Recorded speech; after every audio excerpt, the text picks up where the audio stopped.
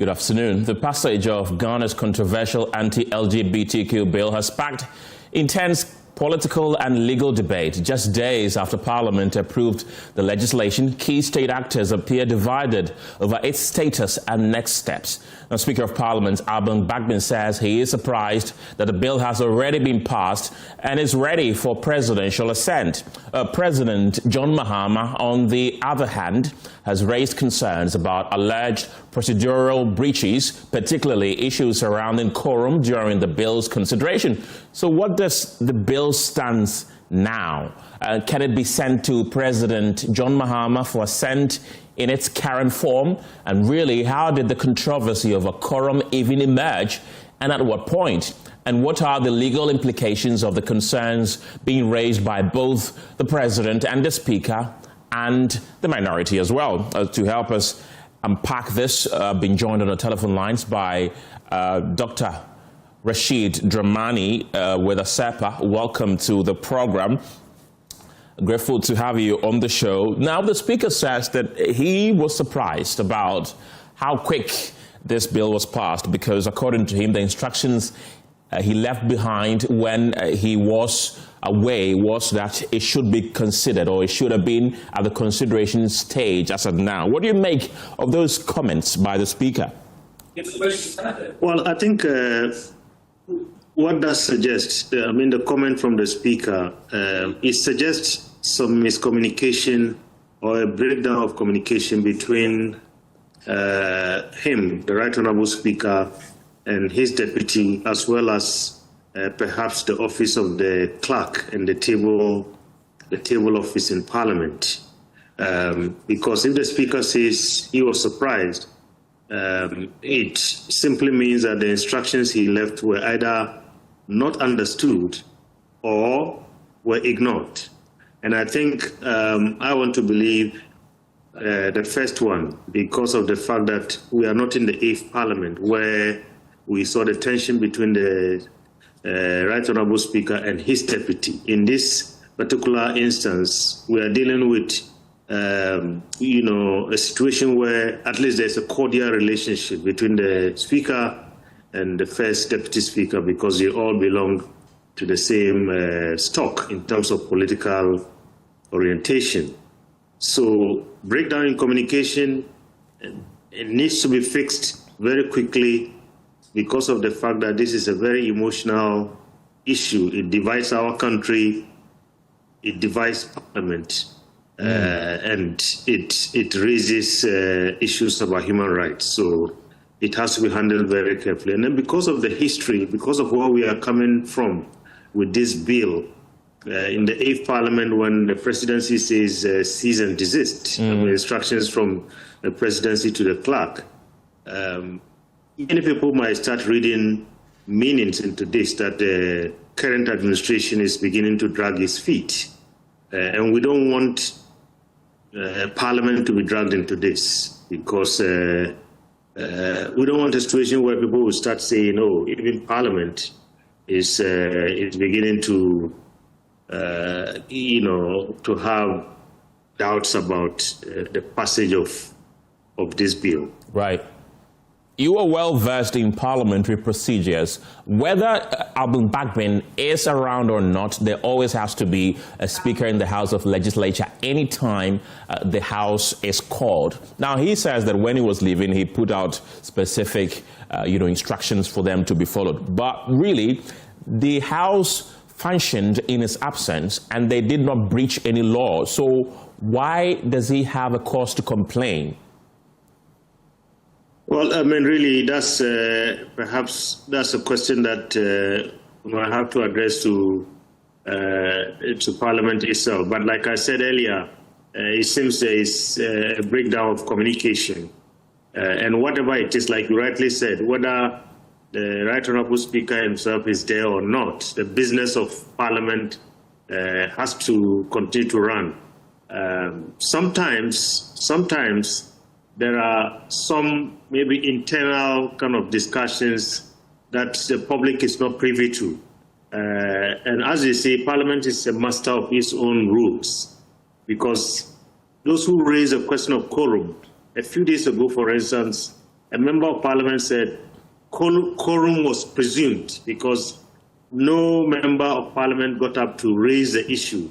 Because anytime that issue is raised, then the attention of the speaker is drawn, and then maybe a head count is done or whatever they needed to do. But once no member raises a question about quorum, then they go ahead mastering their own rules and continuing deliberations based on. So I believe, the surprise that this Right Honourable Speaker has expressed might be part of the tools, related to how they deal with their own internal rules. Otherwise, on the face of it, like you rightly said, whether he's there or not, the business of Parliament has to go on.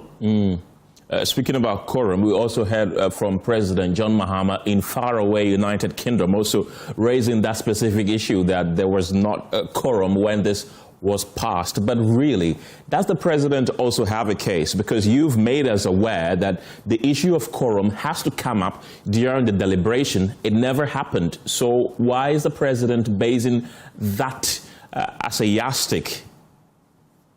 Well, I think maybe the only meaning that Ghanaians are going to ascribe to this might be the fact that we might be about to see a repetition of what we saw in the 9th Parliament. Maybe this president is also beginning to have doubts, and or maybe beginning to have a replay of what we saw at the Jubilee House under the leadership of the former president. I.e. that it's an interesting development there, but we're just getting some breaking news concerning this particular issue that the Speaker of Parliament, our Parliamentary Affairs correspondent, is reporting to us that the Speaker of Parliament, Alban Bagbin, has announced the passage of the Anti-LGBTQ Bill and has directed that the bill be reconsidered by Parliament. That's a huge news, Dr. Dramani, isn't it? Huge, unprecedented. I've never seen this. I've never heard of this. So maybe this is a precedent-setting decision. Maybe we only wait to see what the details are and the reasons why the Right Honourable Speaker annulled this. In all my career following our parliament and other parliaments, I think this is a very rare decision. We've always known Speaker Bagbin to be a conservative. He's always stood for the passage of this bill. He says that he's going to ensure that this bill is passed, and he's going to ensure that if this bill is passed by Parliament, the President assents to it. And now here he is expressing some reservations. What could have changed within the last few days? Why has his tone changed? Well, I mean, I am not too sure whether, this change has anything to do with the Speaker maybe changing his position. At least we have all heard him in public saying that this bill will be passed. And I think we all know where he stands. Like you rightly said, he's Catholic, he has conservative views. I don't think his position on the passage of the bill has changed. Maybe what he's concerned about is perhaps to make sure that the right things are done, so that just like the special prosecutor bill that went through Parliament and so on, at which time many people raised some concerns. I believe the Right Honourable Speaker does not want a situation where somebody will go to court and challenge this. So I believe this annulment is just to make sure all the I's are dotted and all the T's are crossed, but has nothing to do with maybe a change in his position about this bill. Right. But does the Speaker of Parliament have that power to annul it and say that it has to be going through reconsideration stage again? Does he have that power? Well, that's why I'm saying it's precedent setting. Okay. We all have to go and read the law and see what the law says, because I've never seen this. So we are all going to be indicated in terms of going through the laws of our country, the standing orders and so on, to see where this is situated. Right. So, I mean, this is happening for the first time, as you've rightly made us aware. But in your own thinking, what do you think is going to happen? Are they going to have to pass through the same process, or it's going to be a bit shorter? Yeah, I don't know where, again, because it's precedent setting, if Parliament lapsed, the bill had to go through all the kind of processes that it went through if Parliament, because this is a new Parliament. But, with this development, I don't know where it's all going to start, whether it's going to start all over or maybe it's going to start from the stage where the Right Honourable Speaker left his instructions but whatever it is, Kenneth, whatever it is, Kenneth, whatever it is, this bill has not ceased to amaze Ghanaians, has not ceased to be one that creates a lot of emotions, creates a lot of divisions, and so on and so forth. I think we are yet to see many more of these surprises. I mean, if you ask me personally. That's interesting. I'll take you back to the issue about quorum, though. On the day of its initial passage, there were just 34 MPs out of 276. Really, does this send a signal that most of these people were deliberately absent because they didn't want to be a part of this? Yeah, either that or, like I was saying, maybe the Right Honourable Speaker is taking this action because knowing our country, somebody will go to court and all these records will be looked at. And if indeed there was no quorum and nobody even raised it, legally, if there was no quorum, then this is null and void. Somebody can go to court and the court will use all the records, like you said. 34 members, it doesn't cut it. Right. I'll take you back to the comments that were made by President John Mahama in London. He made a lot of comments and said that he's going to seek counsel from his legal advisor on the way forward. Looking at the president's position and where he was speaking, that's one of the countries that accepts the LGBTQ persons. Do you think he was just being diplomatic with his speech, or he was being sincere? That I might not know, right? Kenneth, that I might not know. But all I can say is there is a lot of pressure for this bill not to be passed. We know that that's an open secret. So I don't know whether the president was pressured, whether he was being diplomatic and so on. However you look at it, I think it just continues to tell us that this is one big controversy and our country needs to handle this very carefully. Are you confident that now that the Speaker says it should be reconsidered again, it will see the light of day and be passed? Well, I don't think the Speaker will go back on his word about the passage of this bill. I know him to be a man of his words. You all know, if you follow him in the media, in previous administrations, I think he has been one person who always speaks his mind, even if it goes against his party. That I have no doubt. What he's trying to do is to make sure that Parliament does an excellent job so that tomorrow nobody will say under his leadership, Parliament did not do a good job. A bill as big as this one and as controversial as this, would end up in the courts, and then the courts will question why Parliament did not do a good job. Number one, making sure that there is quorum.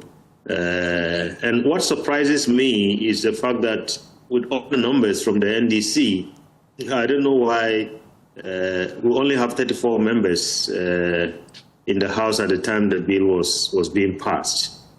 So the Right Honourable Speaker, I believe, wants to make sure Parliament does its work and does it well.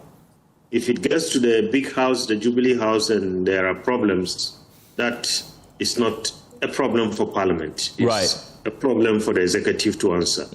Dr. Dramani, don't go yet. Our resident correspondent in Parliament, Kweku Asante, is joining the conversation right now. Kweku, a lot has been happening concerning this anti-LGBTQ bill in the last hour or so. Bring us up to speed. Well, Ken, James Abeji is in the House for us, and of course we've been following to try and get as much information as possible as we can get on this. We know that the Speaker of Parliament has been delivering a statement on this. It is the Speaker's prerogative to speak to members of Parliament on important matters of this nature. And so he has, of course, made a statement. And what we know now is, like the Speaker of Parliament, we've been reporting it, saying that this bill would have to be reconsidered. I suspect that the Speaker of Parliament do know the challenge that this position that he has taken may not be grounded in law, and that is why he has not put it out in an explicit directive, and that is why he is asking members of Parliament to quote and unquote reconsider considering the bill again. And if members of Parliament agree to this, and if the majority leadership in particular agree to this, this will be relisted. There's a big procedural issue, and my reading of the standing orders does not open it up for anything. But as they always say, Parliament is a master of its own rules.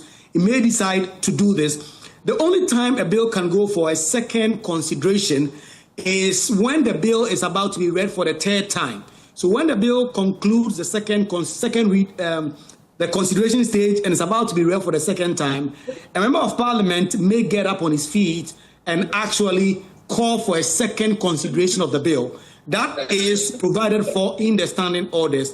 But when the bill is passed and the Speaker of Parliament or whoever is presiding bangs the gavel, as we saw the first Deputy Speaker of Parliament, Bernard Ahiafo, did last week, what some would say is that Parliament becomes functus official. And what Parliament, the only thing Parliament would have to do is to compile the bill as has been passed and pass it over to the presidency for the presidency to signify whether or not they will assent, and if they will not assent, the kind of procedure that has been listed. And yesterday, while the president spoke about this bill in the United Kingdom, he did speak about some of these issues and how it will be dealt with. And so I do recognize that the Speaker of Parliament finds himself in a procedural quagmire. He knows that under the current standing orders and any other rules relevant to Parliament and its procedures, they have not allowed, once a bill has been passed, to bring the bill back for consideration stage again. And that is why Speaker of Parliament, in his quotation, is talking about how he is appealing to members of Parliament to do so. We will get to see in the coming days, it's very early in the week yet, what exactly is going to happen to that. But if ultimately Parliament decides to agree to reconsider the bill, it opens Parliament up for legal duty. People may go to the Supreme Court to challenge the authority of Parliament doing so. But if Parliament decides to do so, there are two options. First, they can send the bill straight back into committee. That is the Constitutional, Legal and Parliamentary Affairs Committee. They will now start the consideration of the bill again. They will still do open hearings or may decide to just move ahead and look at some of the contentious areas that people have raised, or the bill will come back to consideration right on the floor. It will be considered, but it's a big procedural quagmire. What rules would Parliament quote to actually do this? We'll get to know in the coming days. Have you been hearing some reactions? We've also earlier heard reports from a minority leader, which he has now come out to say were false. Can you give us details of that? Well, yes, very interesting things happening. Let me first talk about the reactions to the Speaker's position. First, when the Speaker of Parliament makes his remarks, and the Speaker of Parliament is entitled to understanding of this to make statements, unlike other statements that members of Parliament can comment on, the Speaker's statement is usually not open for comment. So usually you will not hear the minority or majority leaders comment on it unless the Speaker of Parliament wants to be magnanimous and he may allow them to do so. So far we haven't had any reaction from the minority and majority leaders to this plea by the Speaker. They may do so in the coming minutes or hours. We'll get to know, and James Aveji will bring us up to speed when anything happens. On the second question, just under an hour ago, the minority leader, Alexander Fenyumakin, who, as we know, has been consistent in his opposition to this anti-LGBTQ bill while in government and while in opposition now, did put out a Facebook post that said that if you put people in jail for their sexual preferences, it is a backward thing to do. And he says no civilized parliament should cross that line. That is the post that Alexander Fenyumakin put on his Facebook page, and also X about an hour ago. But just about 5 minutes ago, we've now heard from the minority leader again. He has gone to delete that post, and he said that that post was compromised, as in the account was hacked, or some people got access to his logins and made that post, as if to suggest that that post did not come from him.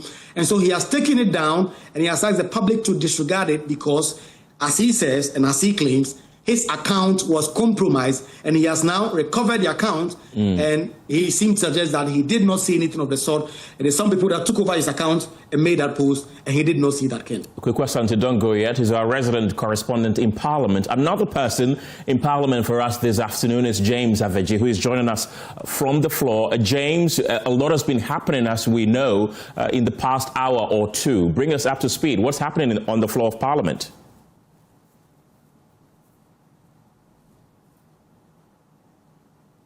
Hello, James. Right, so James Aveji is a man on the ground. He's on the floor of Parliament, trying to give us updates about the anti-LGBTQ bill, which was passed last Friday. Do we have clear connection to James? Can you hear me? Yes, Ken, I can hear you. Right. We know that the Speaker has been making a statement in the last couple of minutes. What has he been saying, really? Well, Ken, to effect what the Speaker says means that the passage of the anti-LGBTQI+ bill that happened on Friday is with no effect. I must also say that it is an appeal he has made to the leadership of the House or to the members of Parliament, since he does not have the right to make that decision or make that pronouncement by himself. And so it is an appeal to the leadership of the House. We are yet to get a reaction from both leaders of the House. I must say that right after that, the business of the day commences. When the majority, the Speaker, Alban Bagbin, has now left Parliament, and his Deputy Speaker, First Deputy Speaker, Bernard Ahiapo, has taken over the proceedings of the House. But when business is expected to be done, and he made just one statement that do not be sad for me, but be sad for the others. That's the only thing he said, which could be in relation to what the Speaker has said. They are now proceeding with the business of the delaying of some papers, and then other businesses will follow. The leaders who actually of the minority who, oversaw this, held a press conference to register their concerns about this, are yet to speak to the media about any conference, to speak to what the Speaker has said, to indicate to us whether they agree with the position of the Speaker.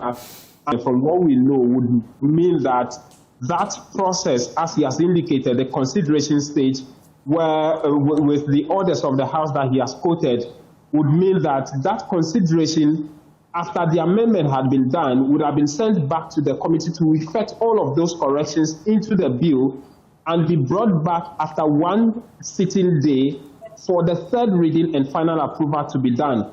He said that when that order, the MPs want to put that order aside, they should have invoked Order 3 of the House, which allows for other provisions of the orders of Parliament to be stepped aside for one reason or the other, for special reasons. But that Order 3 wasn't triggered when they went ahead with the rest of the processes and did the passing. So because of that, it is due to that he's saying that this should be stepped aside and the process revisited again. And so we're waiting to know what the reaction of leaders from both sides of the House would be with regards to this matter, Ken. Interesting development coming out from the House of Legislature, James.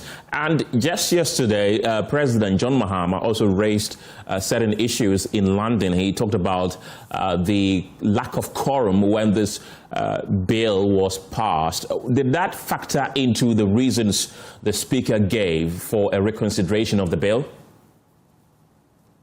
Well, Ken, the Speaker did not mention anything at all with regards to a quorum on the floor of the House when this bill was passed, which would suggest that effectively there is nothing wrong with the passage as far as quorum is concerned, or there is quorum on the floor of the House when this was passed. In fact, when the Majority Chief Whip Roxy Nelson was on PM Express yesterday, he talked about the fact that the records of the House from Friday indicated that there was about 190 plus members of Parliament on the floor in Parliament on the day of the passage of the bill. Now, with regards to this, if at any time when a critical decision like the passage of the bill needed to be taken, and any member feels that there is not enough quorum, they would have to raise it on the floor to the Speaker that, looking at the numbers in the chambers, they do not think that there is enough quorum in order to pass the bill. And so the Speaker would have to do a head count. If indeed there is no quorum, the bell will be rung and they will be given about between 10 minutes to for the chief whips to marshal the members onto the floor of the House for that bill to be taken. And so that particular action was not taken on the floor on Friday. And the official records of the vote and proceedings of the House indicated that there was enough quorum in Parliament. But as to whether that quorum reflected on the floor, because that was not triggered, it would be assumed that there was enough quorum. And so that particular concern did not feature at all in the concerns of the Speaker or in his statement or ruling this afternoon when he spoke on the issue officially. Ken. James, don't go yet. I want to refresh the memories of our viewers and bring you the clip of President John Mahama when he was asked the question as to whether he will assent to the newly passed anti-LGBTQ bill in London. Parliament has been considering it, and it was supposed to have been passed last week. There have been a few issues raised. One, that there wasn't quorum when it was passed. That's an issue that has come up. And then two, there were some procedural lapses in terms of its passage. I just got some communication that the Speaker was reading a statement to address the issue of the lapses in the passage of the bill. And so, like I said, when I was the opposition leader, the President has a number of options in this matter. It must come for assent. And so once the President gets it, you go through it because you are not part of the discussion in Parliament. And so the legal representative, the legal counsel in the presidency and the Attorney General would sit on it because it was a private member's motion. Right. This was not a government bill. And so we'll look at it and make sure that everything is in order before the President is advised to assent. The President has another option if there are some things that he thinks are a problem. He can refer to the Council of State. Substantial issues that are raised, the President would return the bill to Parliament indicating exactly what the issues are. And so there's still quite a while to go before that bill becomes law. Thank you for certainly setting that out so clearly. Let me ask you. President John Mahama gave in London just yesterday. I still have our parliamentary affairs correspondents James Aveji and Kweku Asante on the line with me, and so do I have Dr. Dramani with me. James, we know that of course the anti-LGBTQ matters are dominating the floor today, but what else is on the table today? Ken, if I can just make a point before James can get to you. Yes, Kweku. And I was talking about the quorum question. I was on the floor when the bill was passed last Friday. In fact, I was in the chamber throughout the debate as it was happening on the consideration before the bill was actually passed. And my own count of members of Parliament on the floor was not even up to 30, 40. But that is not usually what you use to determine what a quorum is in Parliament.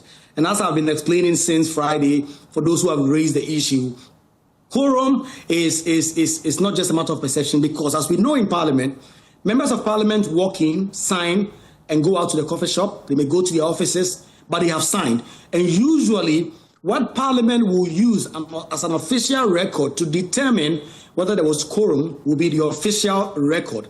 And as we know now, the official record published yesterday when Parliament sat was to the effect that about 190 MPs were in Parliament on Friday, which ultimately culminated in the passage of the bill. The votes and proceedings does not segregate. It does not say at every point in time when a business was done, this number of people were on the floor. And so what you rely on is the omnibus number of people who may have signed. And that is why it's always difficult for people who go to Parliament to prove that Parliament may not have had a quorum, unless in clear-cut instances, for instance, in the e-levy debate, where the issues were clear-cut for the Supreme Court to be able to pronounce whether or not there was a quorum. And so that is it. That would be the difficulty, because anyone who will go to court, the burden of proof is on that person to prove that Parliament did not have a quorum. All Parliament will do will be to dangle the votes and proceedings before the leadership of any court, for that matter, and say, well, these are the members of Parliament who were here. It's up to this person to prove that we did not have that. It's also difficult to use video because, as you see, a lot of the videos just show the Speaker of Parliament or the person presiding and a member usually speaking. There are very or hardly aerial shot that has to do with that. And so that is it for that. And let me just give you this very brief point about the consideration stage, specifically if you go to the standing orders of the House, the new standing orders. If you look at section 171 or order 171, I should say, it talks about second consideration of bills. It says, where an MP intends to delete, amend, or introduce a provision in a bill that has passed through consideration stage, the member may, immediately before a sponsor rises to move the motion for the third reading of the bill, move that bill passes through a second consideration. And then it goes around to talk about how bills have been passed and all of that. So there is a big procedural conundrum for Parliament to deal with. And if anything is to go by some of the commentary that I'm hearing from the majority leader, he may not be so much amenable to that, because it opens up Parliament to all sort of legal suit as to the propriety of the rules they will be invoking to do this. But Parliament, as it always say, they like to say that they are masters of their own rules, so we'll get to see if they take this advice of the Speaker, one, and if they take it, how do they intend to ensure that they go through this without raising some constitutional quagmires that will ultimately affect the entirety of the work they've done on this very, very controversial bill. Kweku, how many members of Parliament need to be in the chamber for there to be no quorum? So there'll be at least 1/3 of all MPs present. And so yesterday, James Savage brought us a report from Parliament that Parliament did not have a quorum to sit, because when they started proceedings, there were less than 1/3 of all MPs, and 1/3 of 276 runs a little to 93, 94. They didn't have that. And then there is what is called the decision quorum. The decision quorum for ordinary business is at least half of all there in the chamber. I did not see 138 at the time the Speaker of Parliament put the question as to how many MPs supported the third reading of the bill. But then there's also a higher threshold of quorum. You needed at least 93 to start proceedings, and if you wanted to take any decision, ordinary decision, you needed at least 136 to be on the floor at the time of doing so, James. Ken. Kweku, don't go yet. Let's still stay on the floor of Parliament and speak to James Savage. James, I was asking what else is on the agenda in the House of Legislature today? Well, Ken, the House is expected to take a number of reports, and after that, they'll zoom into the debate about the Finance Minister's statement last week on the state of the economy. You recall that he told us that they've been able to move a stable stage, and so they have deferred the debate on that to this week, and so that will be happening today, before any other thing that is on the other paper or takes center stage on the floor. But the big thing is the debate of the Finance Minister's statement from last week. James Savage is on the floor of the House. Thank you very much, James. Kweku, I want to wrap up with you so that I go to Dr. Draman. Has this ever happened in Parliament before, that a bill has been passed in the absence of the substantive Speaker of Parliament? It's come back and he says that it should be reconsidered again. Has it happened before? Not in recent memory that I can recall that Parliament would have passed the bill. And in fact, a lot of the time, Alban Bagbin is not in the chair, particularly for the 9th Parliament. Right. He has been very busy. He is meeting international partners. A lot of people calling him on his office. So most times it is the first deputy speaker who is presiding, and normally they will go ahead and transact business and they will approve a bill and then it will move forward. And so, but for context, this particular bill has a lot of interest. The Speaker of Parliament, as we know, for good or bad reason, has a lot of interest in this bill. In the 8th Parliament, he was clear they were going to pass this. In fact, he did something unprecedented on the floor by calling on individual members of Parliament who did not agree to the passage of this bill to get up and be counted. At the time, no one stood up. In this Parliament, since all the controversy started with the bill, he has done two things. He first disagreed with Majority Leader Mama Yagre's contention that the bill had already been passed and should be sent to the Speaker for assent. He ruled that that bill expired with the 8th Parliament, and so Parliament had to reconsider same. And then the bill was relayed, it went through the committee, it came back to the floor. And I remember when Parliament started proceedings for this particular meeting, he issued a stern directive to the Committee on Legal and Constitutional Affairs to ensure that this bill is passed before the end of this meeting. However, we know that this week, Parliament is hosting a certain conference on human values and sexual values in Ghana. So there was a certain sense in the House that Parliament wanted to pass this bill to signal to the rest of the continent or African legislators who will be coming in that Parliament was not just paying lip service and asking others to do that, while in Ghana, Parliament wasn't paying attention to that. And so that may have motivated Parliament to have passed it last Friday. However, it is clear that the Speaker of Parliament wanted to be in the chair when this bill was passed. And that is why he said that yesterday when he addressed the press conference on this conference, that the instructions he had left in Parliament was that just the consideration stage be done. I must be clear, there's nothing in the standing orders that says that the Speaker of Parliament can leave instructions on how a bill should proceed. Right. Once the bill is laid, there are procedural issues. MPs can always move on with it, and there are hundreds of bills that are always passed in the absence of the speakers. But the Speaker of Parliament clearly, given that he wanted to be there, really wanted to ensure that certain things are done, and he has made this point. But the horses have bolted. And that is why you can see that the Speaker of Parliament is in a particular difficulty, and that is why he's now making an appeal for members of Parliament to do this. But it's really unprecedented, the way you've said it, for Speaker of Parliament to come back to the floor and urge a reconsideration of a bill that has already been passed. Both the horses have bolted, but Parliament is always a master of its own rules. We'll see what they do. Interesting one. Kweku Asante is our resident correspondent in Parliament. Dr.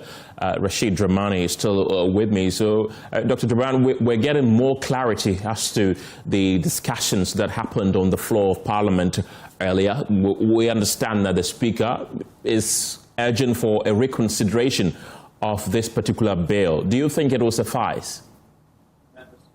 Yes, I think I believe it will. And you see, I hear Kweku Asante and your other correspondent about quorum and the kind of threshold for proving that there is quorum or there is no quorum and so on. You read the president's comments in London, procedural issues and so on. I know, our country and the recent history, somebody will go to court, and I believe that even if the visuals are not enough, to prove that we are going to rely on what is on record, the courts might pronounce otherwise, particularly knowing the controversial nature of this bill. So all to say, I believe that is what is pushing the Speaker to do what he is doing. Even if it's precedent setting, even if it's not clear in the standing orders where he's deriving those powers from and so on. Like I said earlier, I believe he wants to make sure that once the bill passed and then is sent to the presidency, Parliament would have done its job, made sure that all the I's are dotted and all the T's are crossed, nobody can go to court.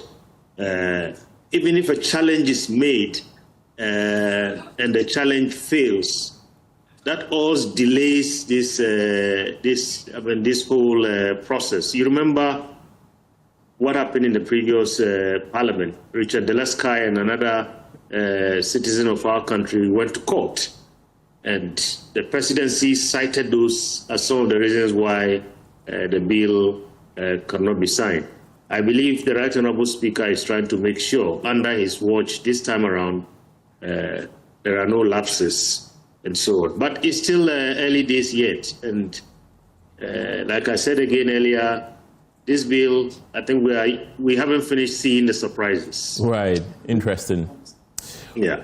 Well, after this bill was signed on Friday, it grabbed international headlines. Now we are hearing about all these, some would say confusion after its signage. What signal do you think this sends to the international community? I think if you ask me, I believe that the international community is winning. At least up to this point, because we know the position of the international community on this. We know the position of diplomats in our country on this.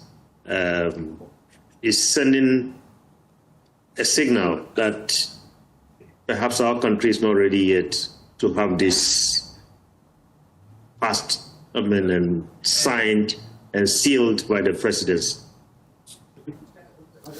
That's quite interesting. Dr. Rashid Rahman, thank you very much. He's the Executive Director of ASEPA. And earlier we heard from our two parliamentary correspondents, James Aveji and Kweku Asante, to a rather disturbing story this afternoon. At least 15 people have been confirmed dead and 25 others injured following a devastating head-on collision between a container truck and a passenger truck at Peki Chame in the Volta region. The fatal accident occurred in the early hours of today near the premises of Peki Senior High School, prompting an emergency response from personnel of the Ghana National Fire Service. According to the fire service, the crash involved a Mercedes-Benz container truck with registration number WR1553-C, which was traveling from Nkwanta towards Accra, and another Mercedes-Benz passenger bus with registration number GR3215-E, which was traveling from Bato to Kabiti in the Oti region. A total of 40 people were involved in the accident, which included 21 men, 15 women, and 4 children. The firefighters from the Peki fire station were dispatched to the scene and carried out a rescue operation to extricate trapped victims from the wreckage. The fire service said 25 injured persons, including 23 adults and 2 children, were rescued and transported to the Peki Government Hospital for emergency medical treatment. However, 15 people lost their lives in the crash. The deceased comprised 9 men and 6 women. The bodies of the victims were subsequently handed over to the police and conveyed to the mortuary at the Peki Government Hospital for preservation and identification. Assistant Divisional Officer of the Fire Service, Alex Kenate, is joining me on the telephone lines right now. We do not have him right now. We get him subsequently. But now, let's speak to a hospital administrator at the Peki Government Hospital, Jacob Yawo Agbanu Tovinya. Mr. Tovinya, welcome to the program. We understand that a number of people have been transported to your health facility seeking medical treatment. The ones that survived, how are they doing? So just like you mentioned, early hours of today, the NTTU and the fire service actually transported the victims who sustained injury to the hospital. And so quickly we activated our medical emergency process, and they are currently stable. They are currently receiving treatment. And so far, there was no casualty apart from those that already couldn't sustain or couldn't survive at the scene. And what is their state of health? Is it severe, their injuries? Is it life-threatening? So currently, we have about 23 of these victims receiving treatment at the hospital, out of which 16 are male and 7 female. My information from the team on the ground is that they are processing 2 currently for referrals because of the extent of damage or injury they sustained. But apart from that, the rest are currently stable and they are responding to treatment. And have any of their relatives come by to see them? Yeah, a number of the relatives are here. Just that the current 23 that we have receiving treatment, there are 2 of them that we currently don't have any relative to identify themselves with, that they are coming because of them. But apart from that, the rest, the relative troop in. How often are people sent to your hospital for accidents like this on that particular road? We can look at it. It's quite frequent. At least in a month, averagely, we record 2 or 3 episodes of this kind. But this seems to be the one with the highest fatality in the last one year. But you record a couple of them that you see 2 people dying, 3 people have sustained injuries. It's a frequent thing on the stretch, that I have to admit. That's quite interesting. And these victims, do we know where they were traveling to? And really, what is the nature of the road there? Because you've mentioned that you have people frequenting your health facility to seek for medical attention when they suffer road casualties there. Yes, for where they are traveling to, I don't currently have that information, but I do know that they set off from Bato in the North Tongue district, and they are heading towards the north somewhere, but I don't know the town specifically. And so we have engaged stakeholders, and there were more kind of isolated potholes on the stretch that could easily trigger an accident along the stretch, and it's something that the stakeholders are taking up to address. If you talk about the nature of the road, what is it like? Is it a very busy stretch? Do you know? Yeah, it's quite busy. It's quite busy. It's the Eastern Corridor stretch through Bando to Dambai, all the way to the north. Interesting. Now you have an unprecedented number of persons who have gotten injured through a road crash. Do you think your facility is well equipped enough to absorb all of them? For now, we are managing the cases. Those that we cannot handle here, like I said earlier, our team is currently processing them for referral. How many people? Two. Okay. Right. So looking at the number of people who are being processed for referral, do you foresee more people being processed for referral as the time goes on? So as we speak, 6 of the cases are currently still in the emergency room. The rest have been transferred to the various wards, but 6 are currently still being treated at the emergency room. What it means is that they are critically being monitored to see how they progress. But the confidence I gathered from the medical team, let's pray that they will all make it through, but everything is stable. Right, so all these cases are now being treated as an emergency case, you say? I mean, 6 of these cases. 6, okay. Out of the 23 that are currently receiving treatment, 6 of them are being monitored at the emergency room. But the others are quite stable. They move them to the wards. Right. You tell me that you've seen the relatives of these victims trooped to the hospital, but have you cited perhaps any government official, the regional minister, the MCE, DC of the area? Have you cited anybody like that? In the early hours of the morning, the DC for the area that's served by actually visited the hospital. He visited the victims and then share a word or two with the victims in the ward.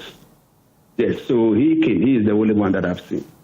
Apart from the NTTU and then the fire service people that keep coming because of possibly they are doing some investigation, but they keep coming. But the only government official I've seen is the DCE for the area. Right. And That's quite sad. As we speak, Well, when you talk to the other stakeholders, and they will best explain to you the nature as to what you wanted. But for me, I see it as a busy stretch, because every other time you see a vehicle or two passing in a tall speed, and it is something that. So if you want to cross the road, you have to look critically to the people that's concerned. We understand that there were children among the victims, both the ones that sadly lost. Yes, for those that are currently receiving treatment, there are 2 of them that are children. One is still breastfeeding. The other is around the age of 8 or 9. They are receiving treatment. It's also 2 children are part of those that couldn't survive. I want to thank you very much for your time this afternoon. That is unfortunate accident claimed the lives of 15 people, and others also battling for their lives there. In other stories today, the Ghana Standards Authority has called for more investment into the testing of Ghanaian products to meet the standards of both the European Union and other regional markets. Well, Ghana has in the past suffered bans from the EU restricting the Country Committee on Trade, Industry and Tourism during the working visit to the Ghana Standards Authority. Board chairman of the authority, Hudu Mukhtari, says the authority currently needs some capital injection to meet the demands. We'll be able to get support from you to do the things that we have to do for the nation. We are looking at an economy that is seeking to grow, and we are looking at our participation deepening with AFTA, that's Africa Continental Free Trade Area. And we know that the only way that will work properly is to engage of the other countries as well. We are also seeking to improve our exports to the EU.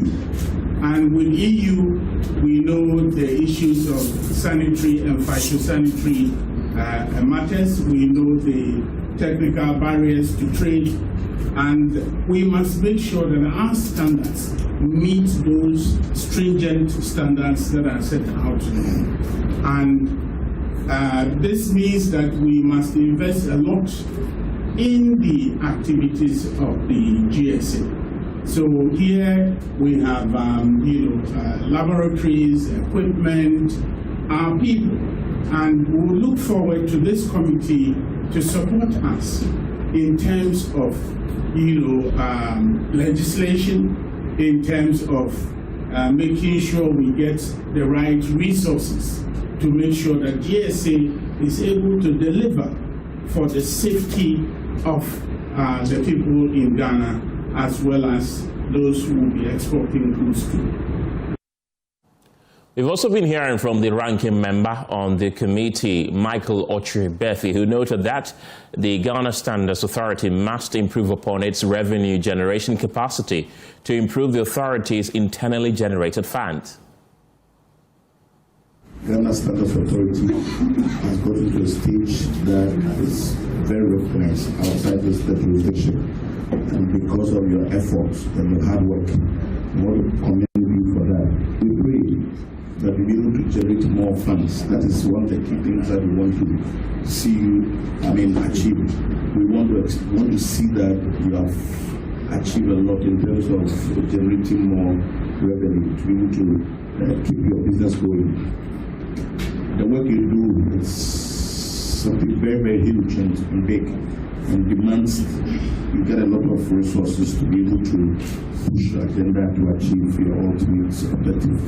Therefore, there are a lot of places or clauses in the law that need to be activated. I believe that you see now, even agencies like environmental protection agencies that are activating laws within their bigger framework, trying to generate more money. The Ghana Standards Authority can do more. You have very experienced people on your desk who understand the system and understand the things about standards, conformity assessment, and methodology. At least you should be able to help the agency to talking to people like you. You should be able to help them push this agenda because they are very experienced and understand the system so well. So you're able to help them to generate more funds. And thankfully, you have a very knowledgeable and very experienced board chairman and the CEO and the director. These are men who have contributed a lot to the development of this country. And they have also written their names in gold in the annals of history. So they will also be there to... That community in the Tatale Sanguli district watched their children learn under difficult conditions and wondered when help would come. A year after Joy News, in partnership with School for Life, highlighted the applied, change is finally taking shape. The government is constructing a new classroom block, while the community is building its own teachers' quarters to help retain educators in the village. Emmanuel Jivenu has more in our first episode of Crambling.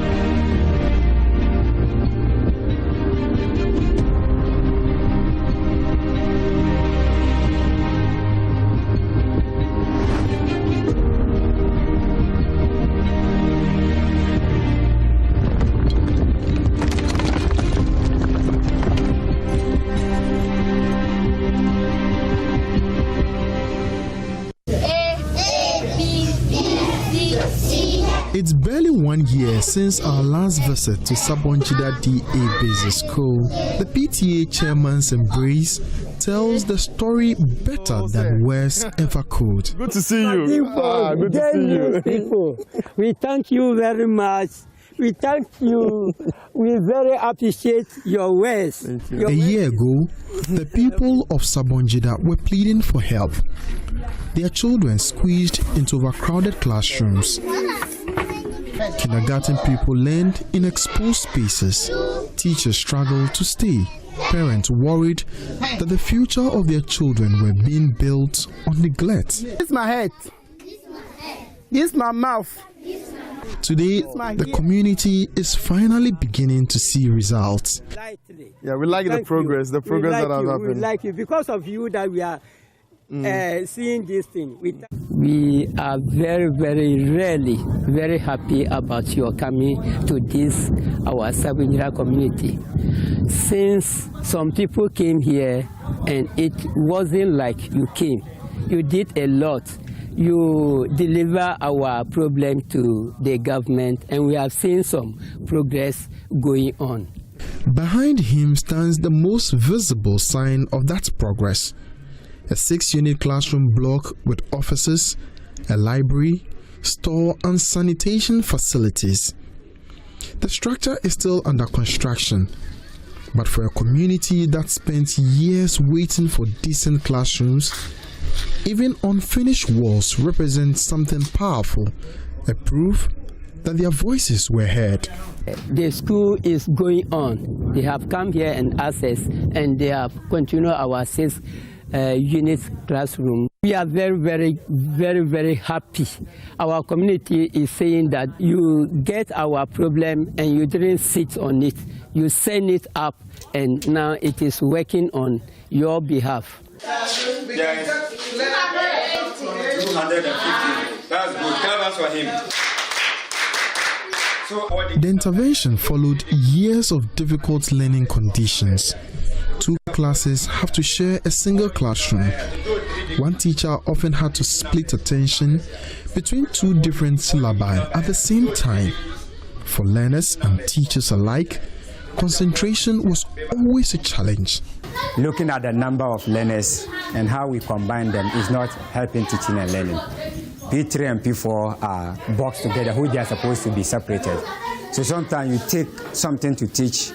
Whilst you are teaching P4 syllabus, the P3 learners are disadvantaged. And when you switch to the P3, the P4 ones are also disadvantaged there. So it's not really helping. If these classes are completed in good time and we move there, I think it will solve this situation. Oh yeah, we'll be very glad. We'll be very glad to move in there. Is she correct? Yes! Give it to her! Yeah! The impact of the changes is already becoming visible. School authorities say enrollment has risen sharply From about 125 pupils recorded in November 2024, the school now has more than 250 children enrolled. Many of the new admissions are in the lower primary classes. When the school ran out of space for its youngest learners, the Jesus is the Door Church opened its auditorium for classes during weekdays. The arrangement shields the children from the scorching sun and also keeps lessons going whenever it rains.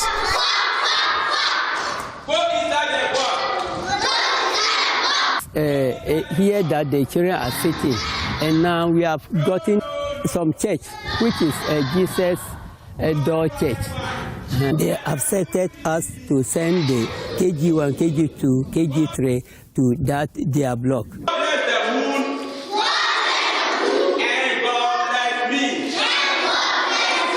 But the most remarkable response came from the community itself. Faced with no accommodation for teachers in the community, residents pooled their resources and started building a 4-bedroom teachers' quarters. For a community struggling to attract and retain teachers, a decent accommodation became a priority. Community have seen what you have come to say to us, and we all contribute, and we have some money, a little, and we are putting teachers' bungalow, which is 4 bedrooms, and we wanted to put bathroom to the kitchen, also 1. We are on it that we will do that, and because what you have done, we will not sit down. We also say that when there is a lot of teachers, and when they come to our... We had to move some children out of a room and offered me in that room. At the inconvenience of the family, about 3-4 children were in a room, and they had to move them out because of me. But thankfully, the community has started a project for the teachers, so which we hope that when completed, it will help us. This program, supported by the Education Out Loud, is looking at enhancing citizens' ability to be able to engage duty bearers to open up spaces in terms of quality education delivery. School for Life, the organization supporting citizen engagement through citizen-led action for educational accountability and responsiveness, Sabonjida demonstrates what can happen when communities move beyond complaints and become active participants in finding solutions. The project, significant progress has been made in terms of enhancing duty bearer responsiveness to the issues that the citizen groups have identified within the communities, the lack of infrastructure, the lack of teachers, the lack of teacher accommodation. These are and bringing them to the attention of duty bearers at the local level for them to respond to. And across the project districts, you are witnessing progress in terms of responding to the infrastructure needs, in terms of teacher availability. We are seeing that there's progress. Our work, our collaborative work with these institutions would ensure that even after the project, the actions are still ongoing and that they are responding to the needs of these marginalized groups, based on the pressure that also the citizen groups will put on the local authorities. We are very privileged for the School for Life, and this our community, what the School for Life is doing to us. Some of the children here, they have been, even they are now high SS, and some are even been to... And Sabonjida is still a work in progress. The classrooms are not yet complete. The community is still pushing for more teachers and school feeding. But where there was once frustration, there is now momentum. Parents, teachers, community leaders, and duty bearers are all playing a role in shaping a better learning environment for the children.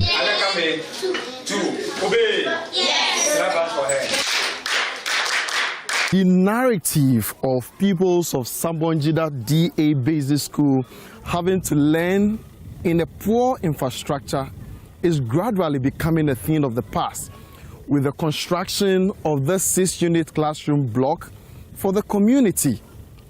The pupils and teachers are excited that this project will finish soon and give them hope to chase their dreams. Emmanuel Jivenu, Joy News, Sabonjida, Tatale Sangole District, Northern Region.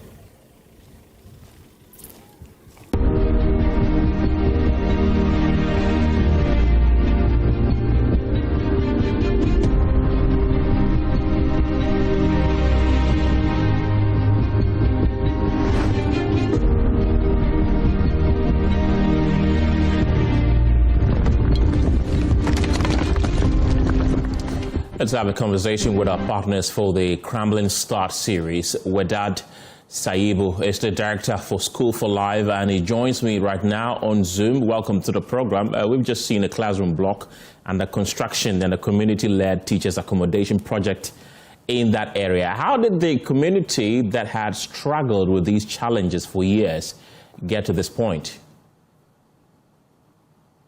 Good afternoon, and thank you for having me on your show. In fact, the journey didn't just start today. It's been several years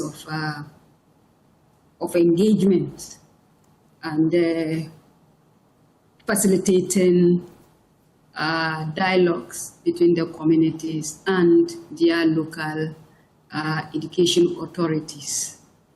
And these constant engagement by the communities with their local assemblies, reminding them of their duty to provide basic and decent infrastructure to support teaching and learning for the community's children, reminding them of the deplorable situation in which children in this community have to learn, have actually contributed in the result that we are witnessing today.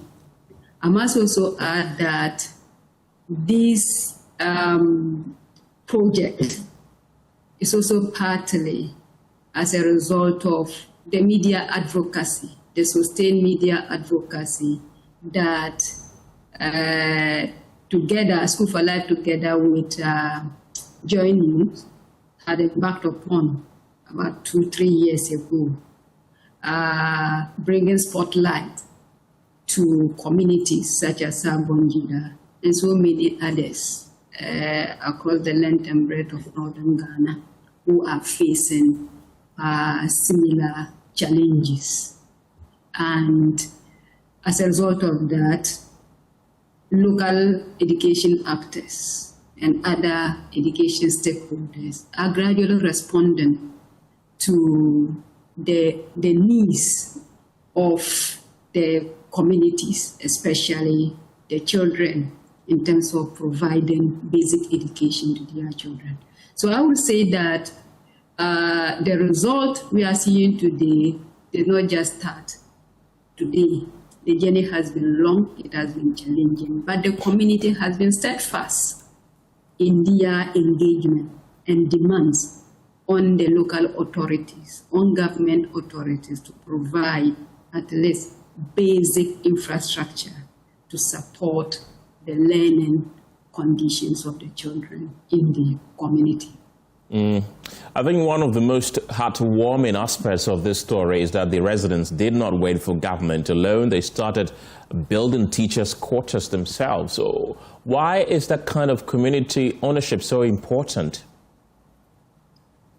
It's very important because when communities begin to not only rely on the government for the provision of developmental initiatives, for the provision of solutions to the developmental challenges that they are faced, but also takes matters into their hands to contribute to dealing with these challenges. It will go a long way to even open doors of opportunities, of new developmental initiatives. It also brings about lasting change in this community because it shows that communities will own the processes of their development. They will invest both materially and also their energies into looking for solutions for the problem that they are faced. And when they begin to do this, it will actually enhance their commitment.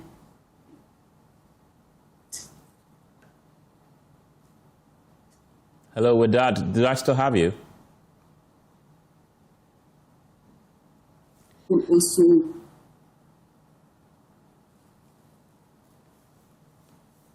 hello, with that.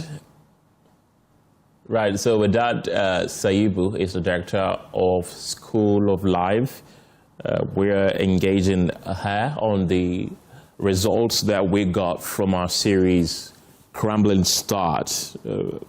She's back, I understand. With that, do I have you? Yes, I am with you. Right, I lost you momentarily. You were making a point.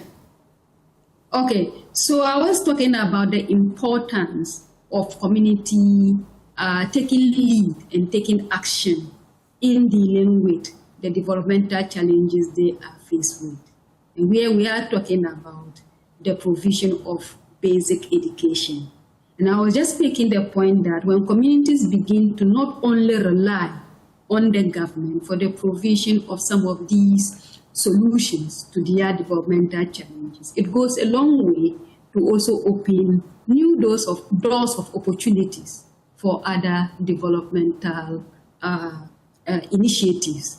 Right. It also brings about lasting changes because the communities will invest, and because they live with the realities, their investment, the energies and the commitment that they will put into this process will go a long way to sustain whatever initiative that they themselves have started, and those that external bodies will also provide.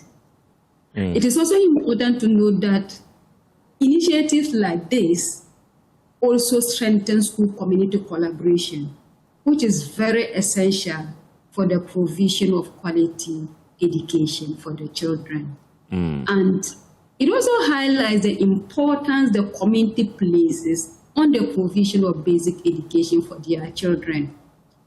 Right. And the recognition of its role in contributing to the realization of this basic fundamental human right. We all know education is one of the basic fundamental human rights of the child.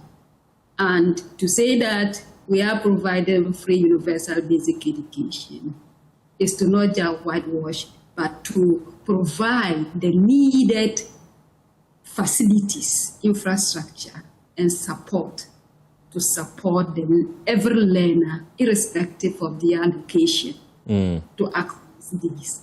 But for far too long, a lot of these communities we are working in have been neglected and underserved.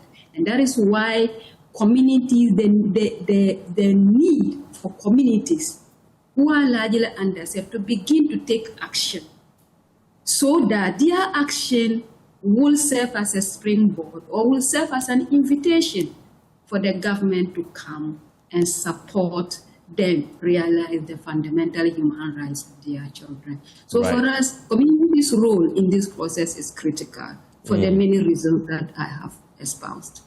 Let's talk about the CLEAR project. How did that project help bridge the gap between the community and duty bearers, such as the District Assembly and Education Directorate? So the CLEAR project, as the name goes, is citizen-led action for educational accountability and responsiveness in Ghana. Essentially, what the project seeks to do is to strengthen the capacities of communities to realize, or in this case, citizens, to understand the fundamental human rights of education. And also giving them the right information to understand government-owned commitment to the realization of this fundamental human right, and the community's role in demanding their accountability and responsiveness from the relevant duty bearers. So the project started way back in 2021 when we felt that together with our partners and donors, the Global Partnership for Education under the Education Outlook Group, noted that communities have an important role to play in demanding and exacting accountability from duty bearers to ensure that they respond to their mandate of providing basic education for the children across the length and breadth of the country. It is not only for selected few children in the community, but every child born in Ghana deserves this right. So that fundamental recognition that the community, like education, is a right, and the only way to support government to realize or provide these basic fundamental human rights is to equip the communities with the right information and knowledge to understand their right and their responsibility to demand this accountability. So we first started by building their capacity, strengthening their capacity, and creating their awareness of the basic fundamental human rights to education, the basic provisions that there are in our constitution, as well as the education sector plans and the numerous programs that the government has, so that once they become aware of this, then it becomes a powerful tool for them to use to then now engage with their relevant duty bearers. So beyond this, beyond the capacity building, beyond the trainings and also the provision of relevant information to them, we also try to facilitate dialogue and interface meetings between these community representatives and their government education actors at their vicinities.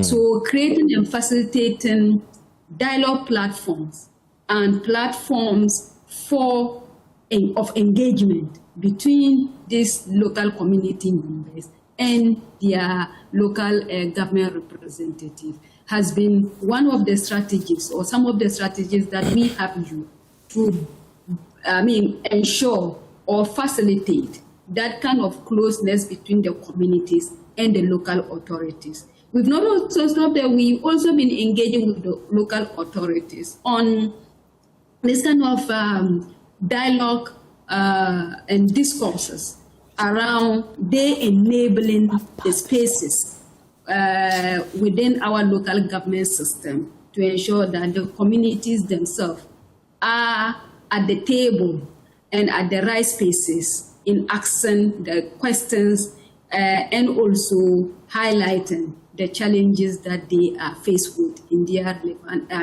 various communities. So I would say that it has been a journey of constant engagement, of capacity building, of facilitating dialogue sessions between local communities and their government representatives. Amazing. And beyond the classroom block, what changes have you seen in the community participation and accountability in Sabongida? In Sabongida alone, as you have rightly noted, beyond the 6-unit classroom block that the Assembly has started with, the communities themselves has taken it upon themselves to initiate a teachers' accommodation facility to attract teachers to the communities.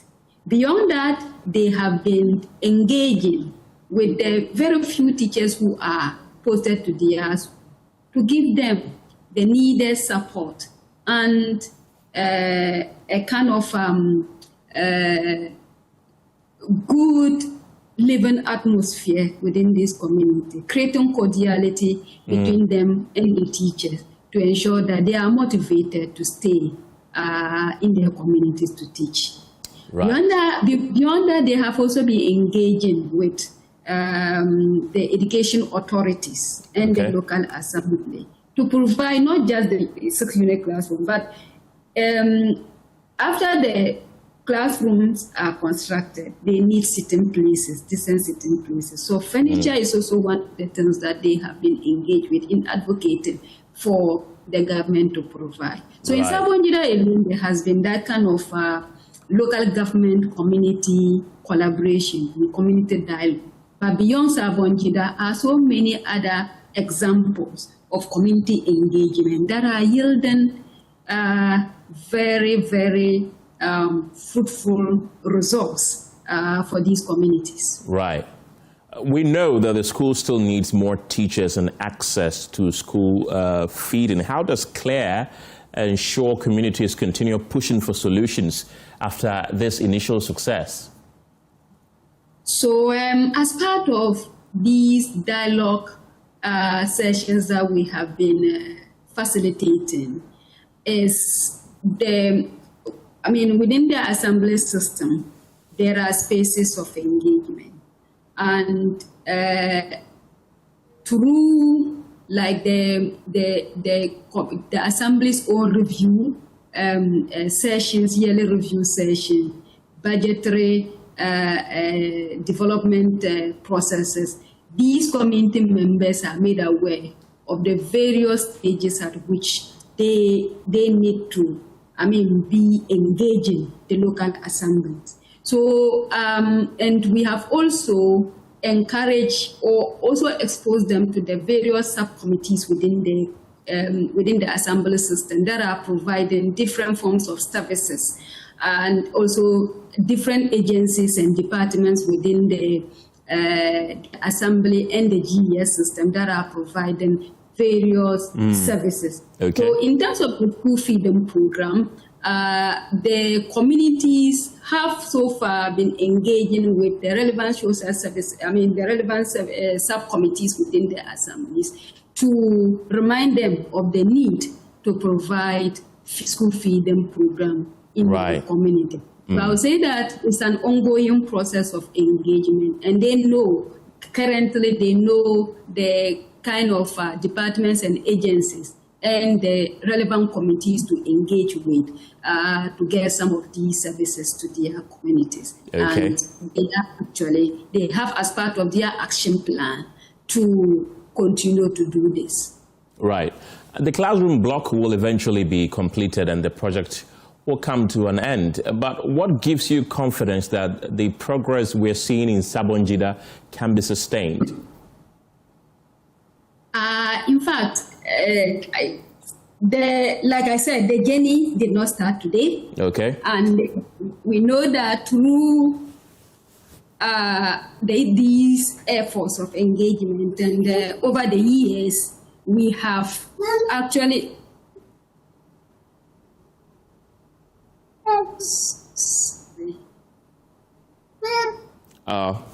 I can see that your baby is trying to distract you there. Are we good to continue? Hello, with that?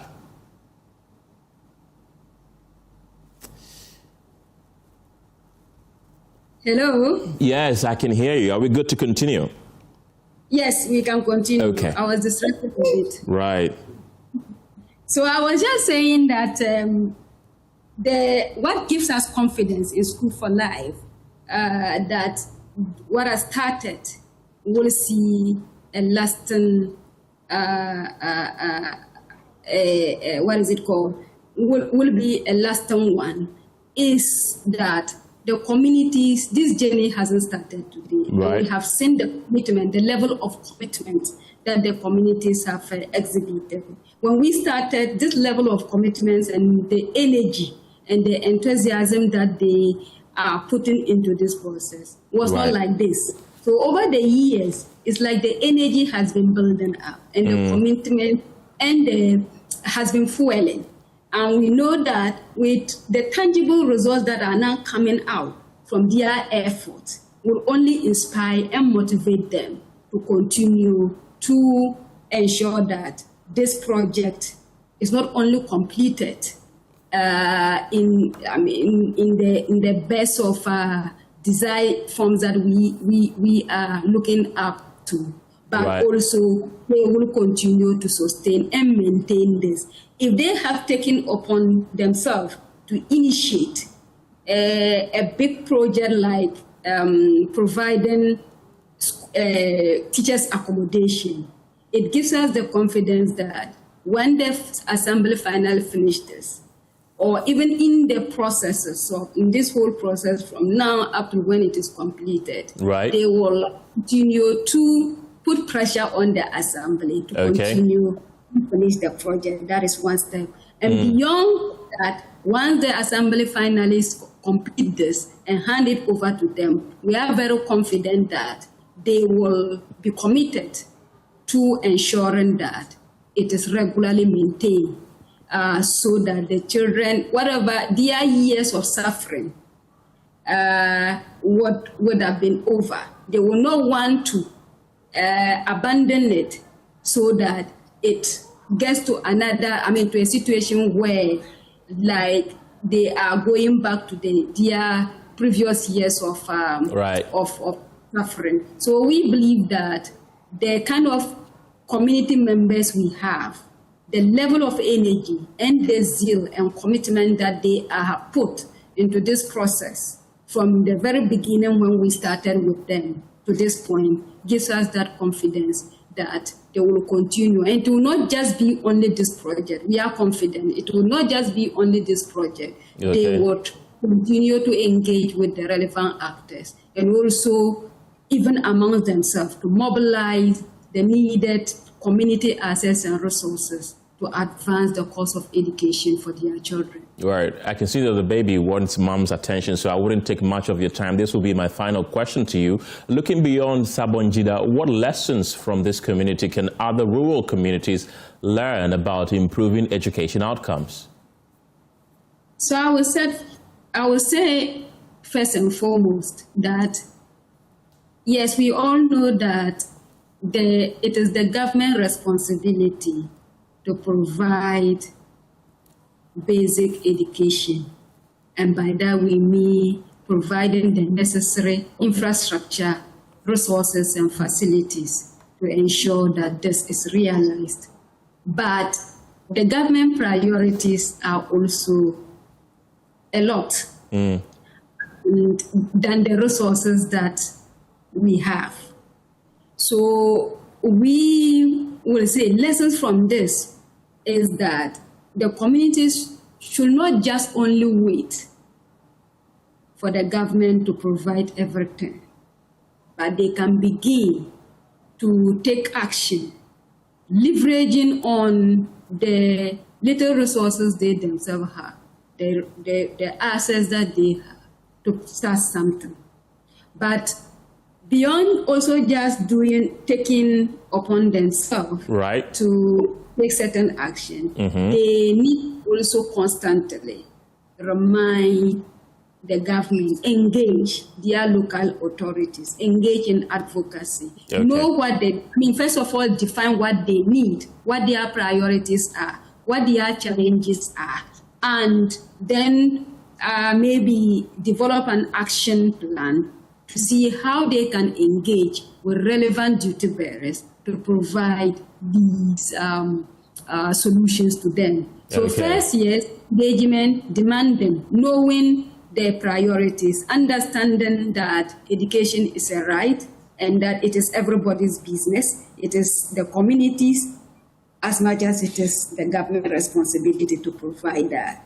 And once this recognition is established, then it is also about then taking the necessary steps to mobilizing the little that are within their reach to start some, whilst also engaging with the relevant duty bearers to demand accountability. And this process is not a one-off event. It requires persistence.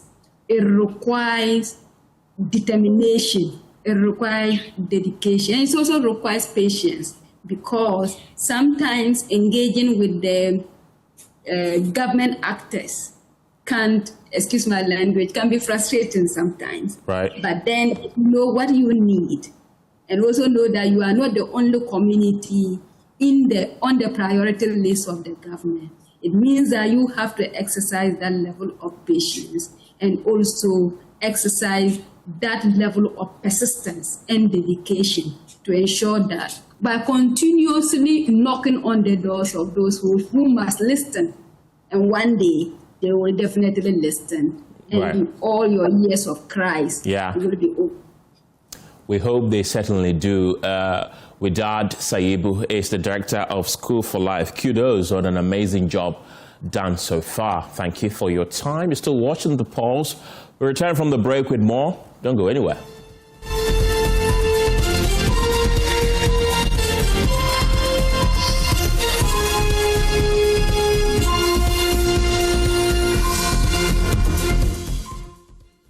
This house was once somebody's dream.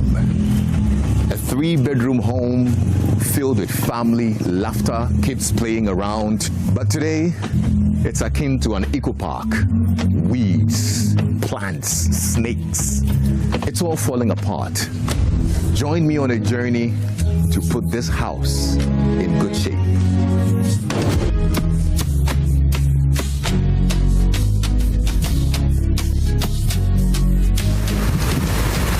We need to bring this house back to life. Yes, we will. Let's do this.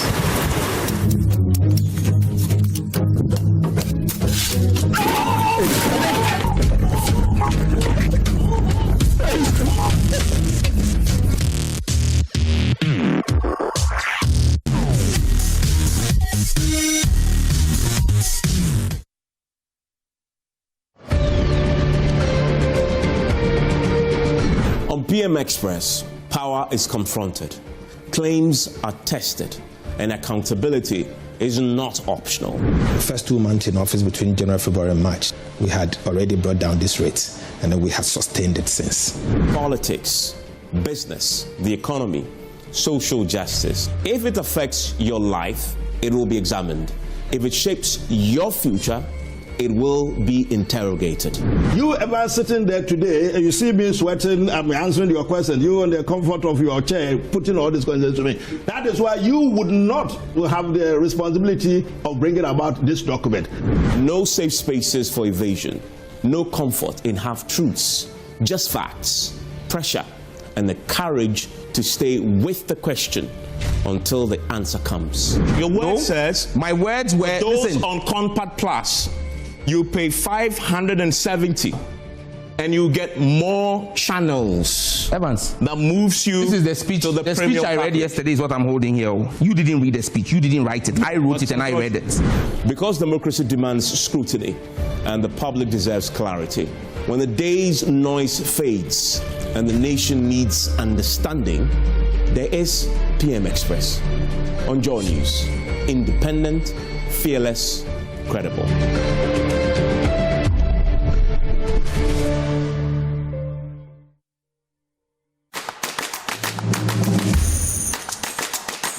Every morning before the rush, before the arguments, before the headlines begin to chase us, there's a moment to pause, to listen, to understand what truly matters. This is where the day begins. Mr. Ken Oforiatta, a man who has run away from his own people he once served. We believe in the spirit of accountability. It is important for him to come and answer charges preferred against him by the state. On the AM show, the news is not just read, it is examined. The stories shaping your life, explained with clarity, handled with care. We ask the questions without fear. If your constituency cannot grow enough tomato for Ghanaians, then there's something wrong with your constituency. My name is Emefa Akosia Adeti. And I am Samuel Kojo Brace. 2 voices, 1 purpose, holding the powerful to account, putting your interests first in every conversation. No noise, no spin, just facts, context, and the courage to ask the right questions. Start your day informed, start your day empowered. The AM show on Joy News is definitely worth waking up for. Joy News, independent, fearless, credible.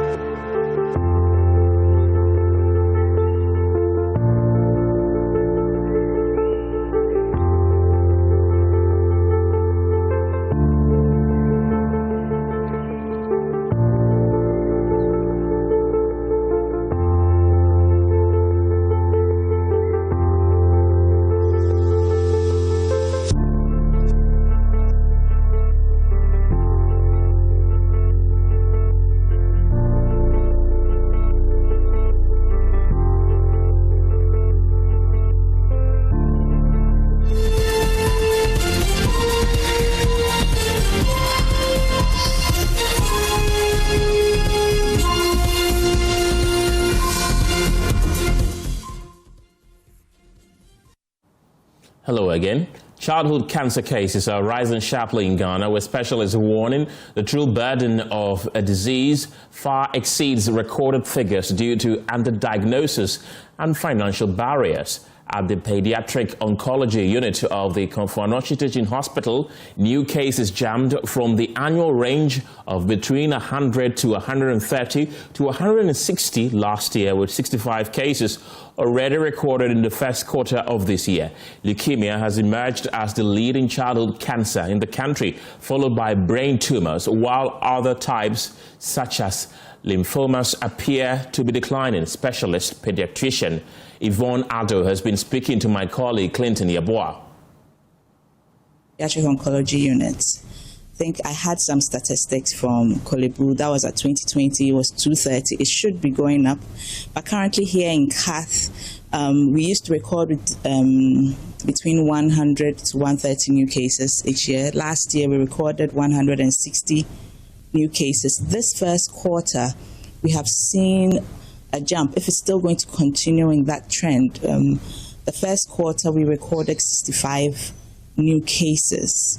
Yes, and like I said in the presentation, currently leukemias are the leading cancers in the country. And with even the leukemias, we are seeing the lymphoblastic leukemias and the AMLs. The AMLs are also quite a high number, estimating between 60% for ALL, 40% AML. Yes, which is quite disturbing, because with AML, we can't treat, we just do more palliative, because we have to do bone marrow transplants for a lot of them. And the lymphomas that we used to know, the Burkitt and everything, is dropping. In our center, one of our colleagues did research. We saw that the brain tumors were number 2, just like the statistics in the world. And this year, the soft tissue sarcomas, like the rhabdos, have overtaken the lymphomas. So there are a lot of dynamics in the childhood cancer scene, with which attention has to be drawn. Okay, and I think we actually should be seeing more. Looking at the estimates from the WHO, for our population, we should be seeing between 1,000 to 1,400 new cases every year. So that means that there are quite a number that are being lost to follow up.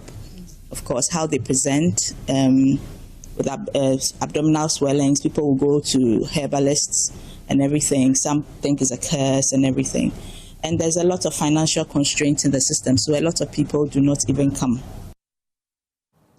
Still on health, the Ministry of Health is urging Ghanaians not to self-diagnose when they feel unwell, as Ebola cases continue to rise in some African countries. Speaking on the AM show this morning, the Sector Minister, Kwabena Minta Akando, encouraged the public to seek prompt medical attention and undergo regular health checkups rather than relying on self-diagnosis. What I want the country to understand is that if anybody is experiencing any of the symptoms of Ebola, first and foremost, let us report to the nearest hospital. What are the symptoms? Muscle pains, vomiting, unexplained bleeding, headaches. So don't sit home and say that, oh, I'm having body pains or muscle pains, and therefore you conclude that it is malaria. It can only be concluded that it is malaria when a test confirms malaria. So if you are going through any Ebola, so your best bet is to go to the nearest health facility. Minister Minta Akando also called for a return to the strict hand hygiene practices observed during the COVID-19 pandemic, especially at public gatherings. Mortality rate stands around 30 to 50%. So it's high. And the reality at the moment is that we don't have medications or cure for it or vaccine for it for now. I hear a lot of studies is going on to find the vaccines and all that, but for now, we don't have it. So I do not want us to sit aloof and not to create the necessary awareness so that when we detect cases, we are found wanting. So we all have to be aware of what is going on. We want all of us to go back to hand hygiene. So every public gathering must make provision for hand washing station. And we must go back to use our hand sanitizers. Okay. Every public gathering. We are not saying that there shouldn't be public gathering. That's not what I've said. But I'm saying that if you go to church, you must make sure that we've provided hand washing stations or we've provided places for hand sanitizers. Let us not think that it is far from us, because no disease requires a visa or a passport. Diseases know no border. 10 communities in the Achumam-Punya district of the Ashanti region remain skeptical about imminent electricity access following reports that the contractor in charge of their rural electrification project has walked off the job again. This follows Joy News' story titled "A Dark Village," which revealed that Bedabwo, Mansaso and 8 other communities in the district are becoming ghost towns. Hundreds of residents, especially the youth, have already fled homes they once inhabited after decades without electricity. Emmanuel Bright-Kweku visited the community a month after the April deadline and filed this report. The electrification project was contracted to Possible Power Limited in 2015 to facilitate the extension of electricity access to these communities, but the project has yet to materialize.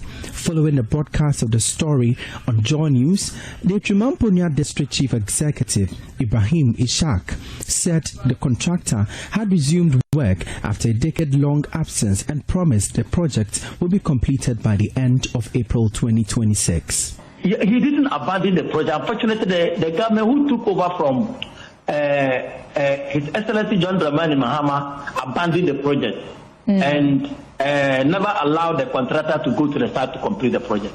So once we have given the president of the energy ministry have given the contractor the right to move to the site, by all means, payment will be done and they will ensure he finished the project in Tamasa State by the end of next month. Okay, so you are sharing these 10 communities in Achumam-Punya that by end of April they would be connected to electricity. That's right, madam.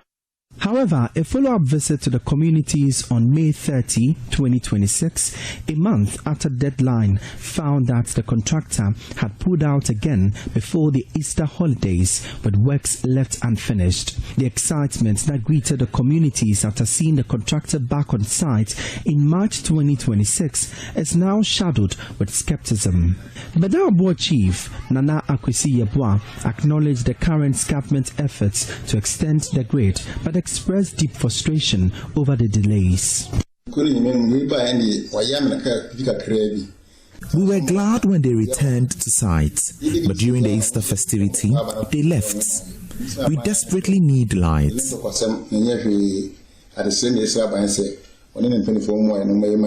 The prolonged darkness is taking a toll on the people. For as long as the over 500 residents of Bedabwo could remember, they and their neighbors have lived in darkness. The wires are just useless here. I always have to buy ice cubes from Imposetia. We don't have fridges.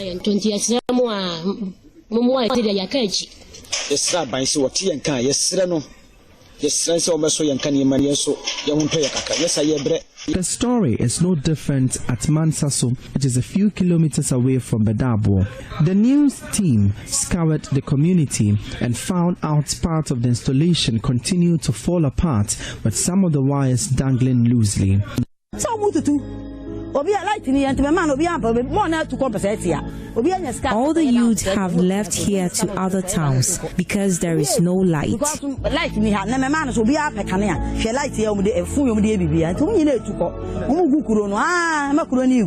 Possible Power Limited, on their return to the site, began work on the high-tension poles that lined up the skyline of the 10 communities. But after weeks of work, they left the site. Kweku Dua is the Chief Executive Officer for Possible Power Limited. The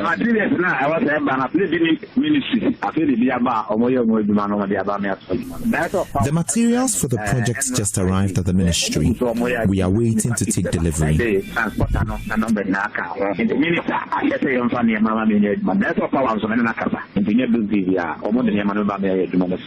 The thousands of residents in these 10 communities are demanding swift action to provide them with what is a basic necessity. For Joy News, my name is Emmanuel Bright Kweku.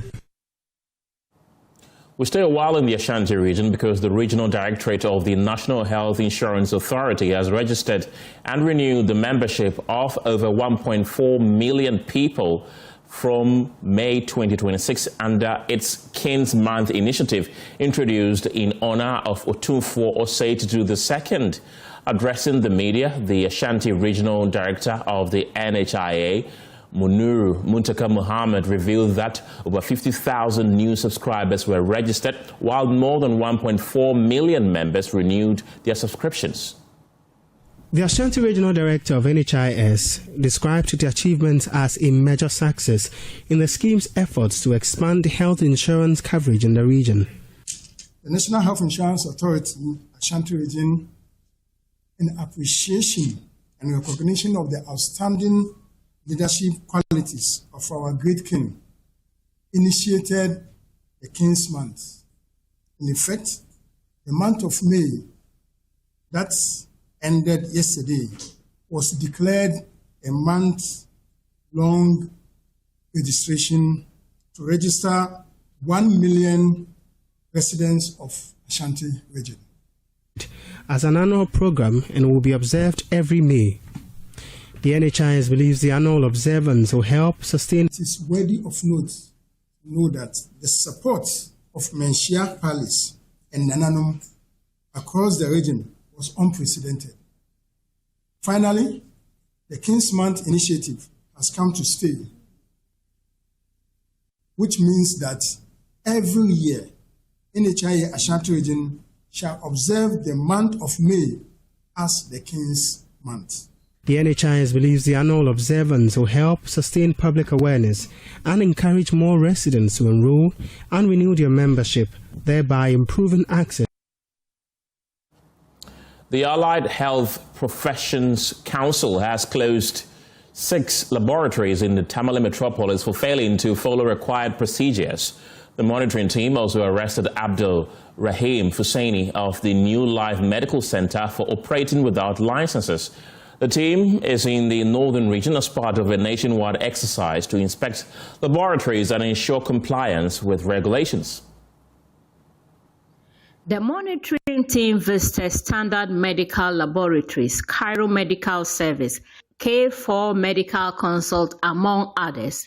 The team is in the northern region for a 2-day working visit and is expected to inspect some laboratories in the area. Speaking to the media, Registrar of the Allied Health Professions Council, Dr. Isahaku Shira, said most of the laboratories inspected lack qualified staff and the technical expertise required to operate. We've seen that almost all of them are not doing what we all agree to be the norm. We've closed down about 6 so far, and we believe that those people must need to answer questions. One, they are not using the most qualified people. They have assistants being used as the scientists themselves. They do not have the requisite knowledge and technical know-how to run those big labs here. Secondly, they don't work with any standard protocols. They don't have SOPs. Not a single one to have evidence or well-established SOPs that they run with. So eventually they are doing things from their head, and we think that that is wrong. These are not just meant for fun, they are meant for very serious business. He said this definitely has implications on diagnosis and treatment. The main focus is the patients and the general public. It means that there's a possibility, high possibility, that they are not getting the requisite diagnostic things done on them. So the effect is not something that we can gloss over. It's a very serious issue. You go to hospital because, or you go to some diagnosis procedure because you want to be diagnosed of your condition. If you come in and then you use a very substantial way of doing things, and unfortunately they give you wrong diagnosis, you go a long way to affect the treatment, and you go come every day, your problem is not being solved, and that is not accepted. Dr. Shiraz said the council is working to sanitize the space. In the past, this were not done. Because of that, they have taken advantage of the situation. But things have changed. The current management, together with the board, have put in structures to ensure that this is done. So far, we visited about 8 different areas within the country, across the country. We've been to Kumasi, we've been to Accra, we've been to Sunyani, all the satellite areas within Kumasi, Accra, Sunyani, and we are now in Tamale. And we are going to continue this until December. In fact, the board itself is very serious about it. You can clearly see that a board member is part of this team.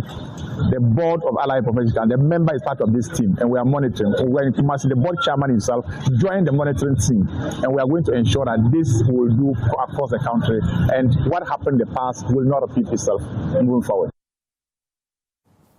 Interior Minister Muntaka Muhammad Mubarak has expressed concern about the increasing use of drugs, including cannabis, among the youth across the country. He indicated that this development threatens the peace and safe future of the country and its image in the international community, given the rate at which the youth engage in and abuse drugs. During a 2-day official visit to the Volta region, Muntaka Mubarak entreated stakeholders to form a synergy towards curbing the menace.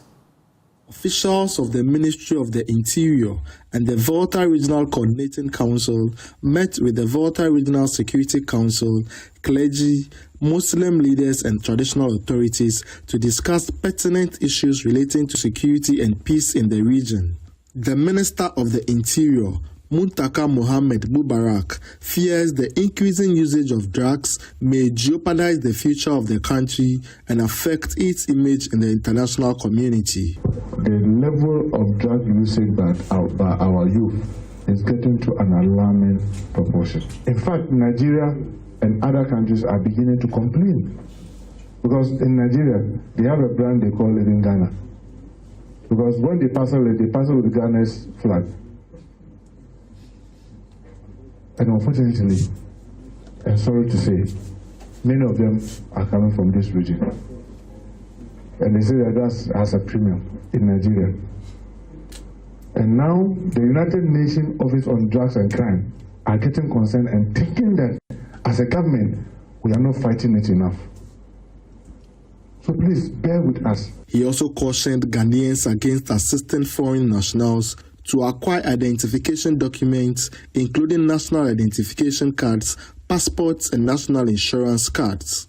Sometimes, yes, we all welcome visitors, we all welcome strangers, but in our zeal to help them, we don't know what is in their mind, what is behind what they do, and what actions they intend to take.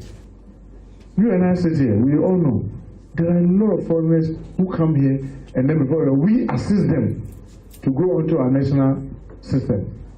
Oh, I guarantee for him, because all of you are speaking Hausa. But you don't know the intention with which he's coming. With the kind of West Africa where we find ourselves, all of us need to be alert. And the Volta Regional Minister, James Grunu, called for renewed commitment towards the war on drug cultivation and usage. So it's not a fight that the regional minister alone or the Honorable Interior Minister. So we want all of us to collaborate in fighting this menace so that we can be free, because it's a danger to society if people are living on drugs, you know. Traditional authorities, the clergy, Muslim communities, and other relevant stakeholders are short of playing their respective roles in purging the country of illicit drugs and helping to identify illegal immigrants. Fred Kwame Asari, Joy News. Who? Sector is set for transformation as government pushes infrastructure upgrades, expanded services. At the Ministry of Transport's 2026 strategic review retreat in Ho, the Sector Minister Joseph Nikpe called for stronger public-private partnerships to unlock opportunities in the sector. The retreat brought together heads of agencies and directors from the road transport services, aviation, maritime and inland waterways, and railway subsectors alongside Minister and his deputy. The gathering offers stakeholders the opportunity to review achievements chalked over the past 1.5 years, assess challenges facing the sector, and develop strategies for future growth and development. Speaking to the media after the retreat, the Minister, Joseph Nikpe, underscored the importance of public support and private sector participation in transforming the transport industry. We not want to say much. We will ask of their patience, we will ask of their support, and we will ask of their interest in the transport sector. The transport sector is a sector that encourages or involves the private sector. We are inviting the private sector, those who can also support in investing in our transport sector, they should do so, because we have positioned it in a way that it is going to start bringing out the results and good results of that, for that matter. Where we have gotten to, there will be good returns on any investment in the transport sector. Touching on the recurring accidents on the Volta Lake, Mr. Nikpe revealed that President John Dramani Mahama has directed the ministry to strengthen safety enforcement on the inland waterways. I have been tasked by His Excellency the President to inaugurate what we called safety guards next month. The safety guards, we are going to use them to embark on education. They are under training, they will be passed out next month, and we will deploy them to all our crossing points, and they will be able to educate, they will be able to enforce that if you have a boat that do not have life jackets in it, you will not be allowed to use it at that crossing point. So those who are along the lakes, they should be prepared. Very soon, the safety guards will be deployed along the lake, and when you are caught, we will now prosecute you, because we have gone from education now to enforcement. Meanwhile, the managing director of Ghana Airports Company Limited, Yvonne Parry, expressed satisfaction with progress made on redevelopment of Terminal 2 at the Accra International Airport. I'm happy to say that the two projects that we spoke about was Terminal 2, the repurposing of Terminal 2 from just a domestic terminal to both international and domestic. And I am happy to say that now, as we speak, we are 73% into the project's completion, 73% complete. By December of this year, God willing, we will be 100% complete in that project. The managing director of Metro Mass Transit Limited, Caesar Kale, also outlined plans to significantly expand public transportation services across the country. Today, Metro Mass has gradually bounced back, in full strength. So we have a very huge ambition. Our ambition is to ensure that by the close of 2026, the company will be at least reaching with not less than 1,000 mixed fleets. Traditionally, we are supposed to operate 385 routes. We only route the buses on 80 routes. Now, with a strategic, procurement of these new buses, we believe that when we are fully capitalized, all the 850 routes will be operational. Ivy Satoji, Joy News, Home. Businessman and investor Abdul Rahim Haruna, who has been accused of masterminding the eviction and demolition of shops at Ashaiman, has denied any involvement in the exercise. Although he has undertaken development projects in the area, he insists he had no role in the demolition carried out by the Ashaiman Municipal Assembly on behalf of the GPRTU. He is now calling on government to compensate all affected occupants and has proposed a roadmap to resolve the long-running land dispute between the GPRTU and the traders. Kwame Yanka has more. Tensions have remained high in Ashaiman in recent weeks following the demolition of shops and structures at the Ashaiman traffic light enclave. The disputed parcel of land has become the center of a protracted ownership battle between the Ghana Private Road Transport Union (GPRTU) and traders operating under the name Peaceful Settlers, who have accused investor Alhaji Abdul Rahim Haruna of seeking to take over and redevelop the area. But speaking to Joy News, Alhaji Rahim rejected the allegations, distancing himself from the demolition and urging government to compensate those affected by the exercise. Now, the approach to how they demolished the place is very wrong. I am for development, but the approach was wrong. And so I'm saying that the government should step in, compensate the people who are on the land here, because they've been there since 1975. Both Peaceful Settlers and that of GPRTU, they came quite recently. I've been with TDC and I know how TDC does their work.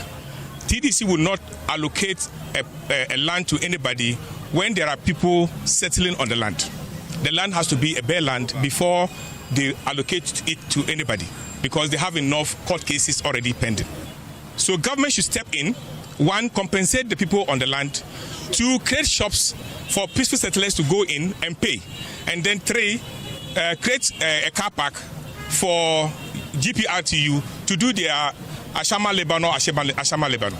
I think that's the best solution to this problem. Alhaji Rahim says he remains willing to participate in any future redevelopment of the area if invited. The dispute has drawn the attention of the chief of Ashaiman, Ni Anan Ajo Amui III, who maintains the matter was settled years ago and that the GPRTU possesses the necessary document supporting its claim to the land and its planned transport terminal project. That's why the mistake is. The same property that the GPRTU owned in 1984, the same property, Peaceful Settlers also own the same property 2009. So one way or the other, TDC have done double allocation. 2.24 acre, GPRTU own 1 acre out of it. Meanwhile, the 2.24 acre, there's two land that TDC says the land is a two land. We are not part of Peaceful Settlers allocation. We don't know anything about it. So that place in question, they don't have land there. Because there's two, we don't know them. The cost of demolition is due because that enclave is earmarked as a commercial area. And Ashaiman would need such development where we can change the face of Ashaiman.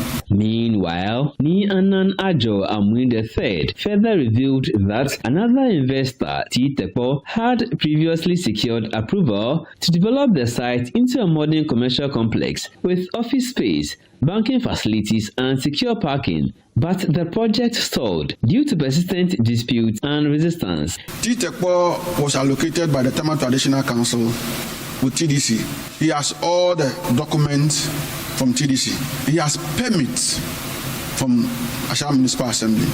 But the same people were creating problem for the man to start the development. He has 5-story building to do with a basement that have bank facility and other commercial facility that you can park your car safely and do your business and come back for it. So TTECO is there.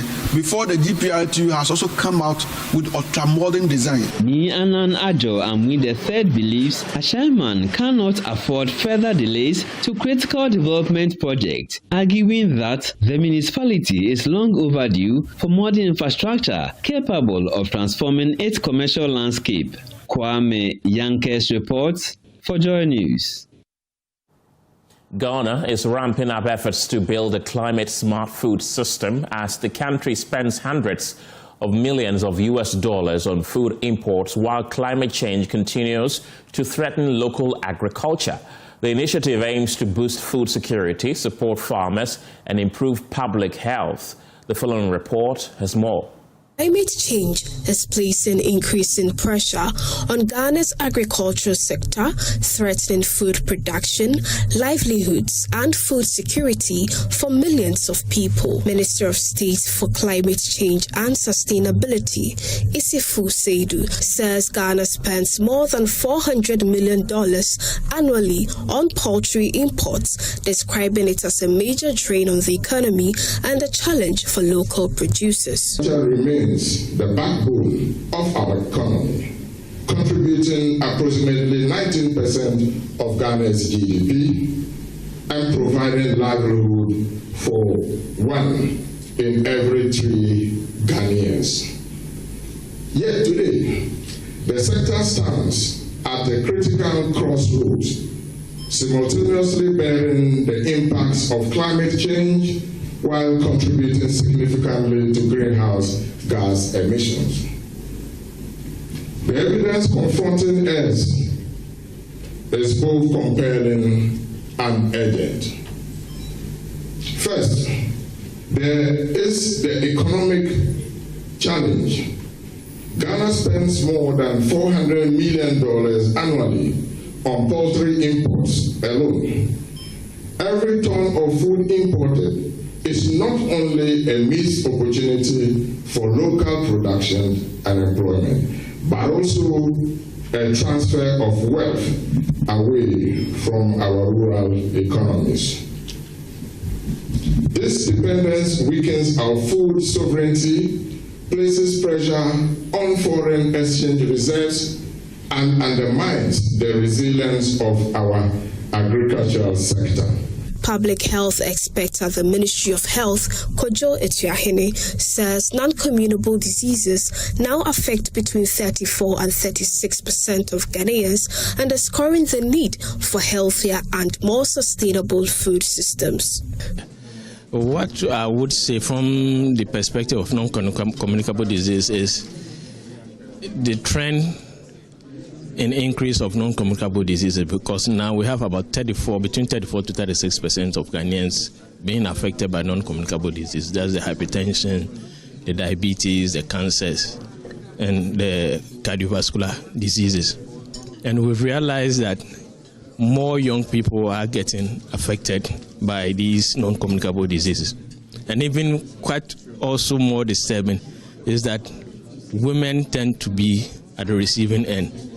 If you have a percentage of deaths from cardiovascular disease being, let's say, 14.4% among males, you have the same 24.7% among females, which is between a 10 and 11 percentage point jump, which is quite disturbing.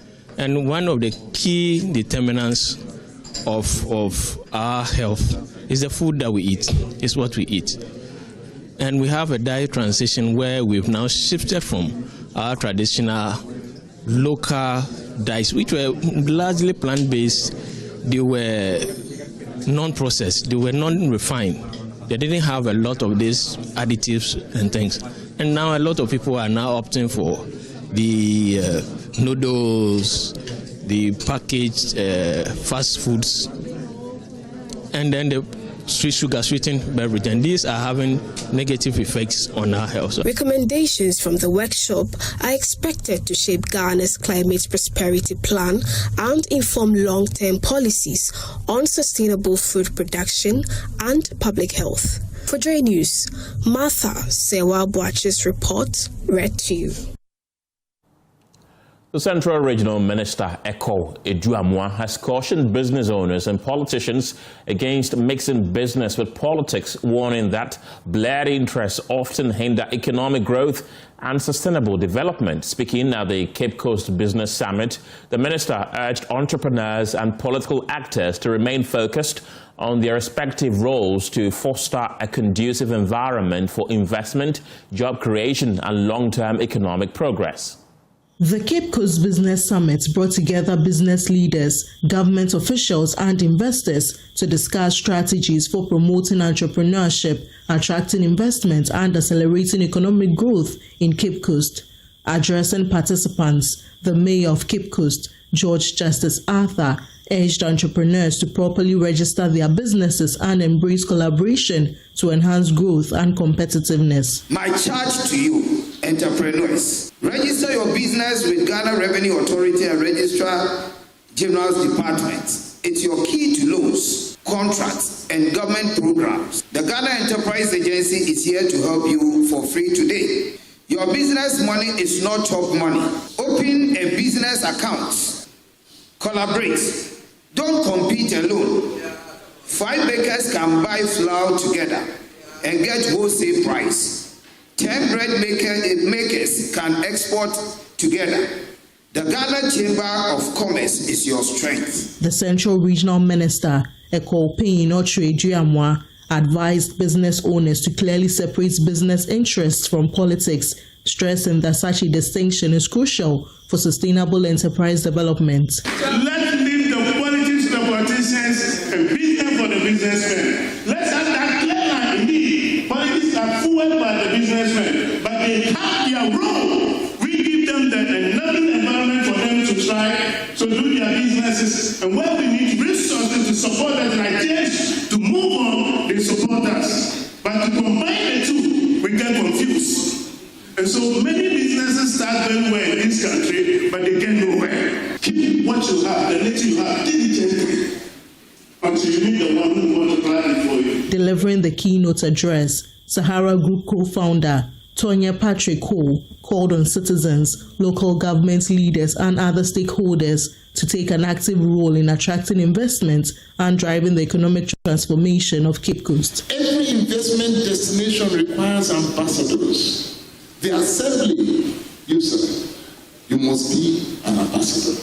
The traditional leaders, you sirs and man, you must be ambassadors. The business leaders, the SMEs, you must be ambassadors. The academia, those of you here, I think a lot of you sat on that side, if I remember right, this side of the table. So the academia, you must be ambassadors. The future of Cape Coast is not something that we have to wait for. We don't have to wait for it. It's here. It's here.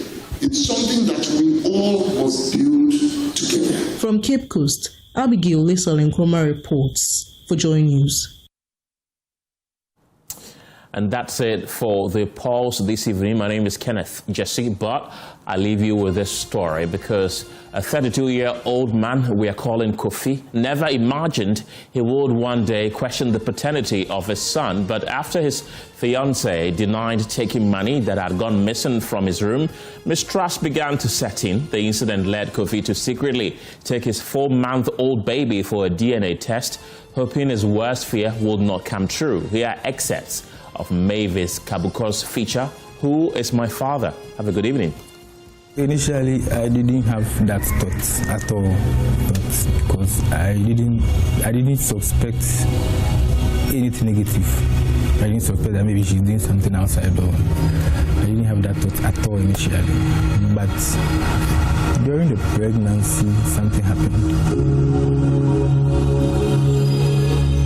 For 8 days, Kofi waited for the DNA results. The uncertainty weighed on him. It was a test he never imagined he would one day have to take. You wish this to fight. You've killed him now. Congratulations. So move. Just months earlier, life looked very different. Kofi had fallen in love. Then came news that changed everything. He was going to be a father. I was the one and she called that she's having certain symptoms. It happened and when we checked, it shows that she's pregnant. Yeah. And I decided not to tamper with it. Even though I'm not married to her, so I decided not to tamper with it. So I gave her the assurance that whatever thing I have to do, whatever responsibility that I have to take, or whatever formal thing I have to do, I'm ready to do it. But I was happy that at the end of the day, the baby is finally here after the trauma and all of that. A healthy baby boy For many fathers, that would have been enough. But for Kofi, questions remained. Months before the child was born, money went missing from his room. What followed left him struggling to trust the woman he loved. I had something in my room that got stolen. Yes, so she was the only one who had access to my room. So, because for a lady to be able to see a lot of lies like this, what if? So for us to be sure, when the baby comes successfully, we have to try and check if it is ours. The issue dragged on for weeks. Eventually, she admitted taking the money, but the damage had already been done. From further confrontations, that's when she admitted that. Because if you are the one who did it and you say it once and for all, I think it will not prolong the issue like that. So it's made me lose trust in she was not truthful. And she said a lot of lies and she made up a lot of stories just to cover her, just to cover what she did and all of that. So that is what triggered the DNA, because we felt that if she can say all these things, what if maybe when you were with her, she had another boy somewhere or another guy somewhere? Kofi is not alone. Across Ghana, more men are turning to DNA tests for one reason: to know for certain whether a child is theirs. The 2025 DNA Insight report, over 87% of people or fathers who tested with us or who did the test with us had it been for personal confirmation. They just wanted to clear their doubts. So largely, most of them is to clear their personal doubts, wants to be sure if this child is for me. And that one is based on various reasons. Some the phenotype, as in the physical appearance of the child, some the lifestyle of the mother, some the family, and all those. So they all fall under the personal reasons, like he wants to confirm. Just feel that is court case to settle a court issue, immigration purposes, or family issues. Most of them, it was true. They want to clear their personal doubts. The findings are striking. Blueprint DNA analyzed nearly 500 paternity cases in 2025. And out of these cases, of the 42% of the paternity tests conducted came out as paternity exclusion. What I mean is that the tested fathers, or the fathers who were tested, came out as not being the biological father. If I'm breaking it down, it means 4 out of 10.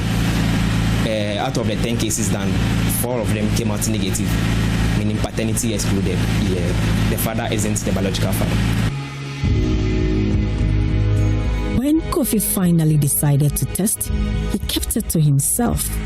His partner did not know, neither did his family. I just told her I'm taking the boy to somewhere because we were planning for our naming ceremonies. I'm taking her to a friend who is a tailor, taking measurements and all of that. So I went for the baby, ordered my ride, and then we went to Blueprint, their Dansuman branch. So they took the baby sample and they took my sample as well. The child was almost 4 months old when Kofi decided to go ahead with the test. Then came the wait. Anytime I'm in the office, I'll be counting the days. Today is the 3rd day. When I come to the next day, today is the 4th day, like that. So I got a mail when I was in the office. Yes, but I couldn't check in the office because they gave me a card which has a serial number which I left at home.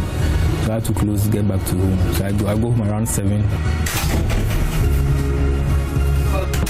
The first thing I did was to look for the card.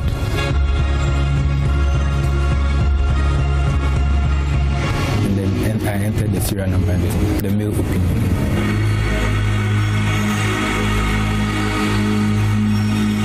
The result was actually what I was expecting, because it would have been a disaster if it went the other way. The result showed that I was the father of the child. The doubts were gone. The son he had loved from birth was indeed his. For Kofi, the test brought relief. For others, the search for answers continues. As DNA testing becomes more common, Questions once settled by trust alone are increasingly being taken to the laboratory. We've had news, the child is even 8 years, 9 years. You go and check, the child is not your son or daughter. So if you don't have doubt, if you're okay, fine. Yes, but the moment you begin to have doubts, it is better you go and check. Whether the result brings reassurance or heartbreak, more men are choosing certainty. And for them, the answer may be only a DNA test away.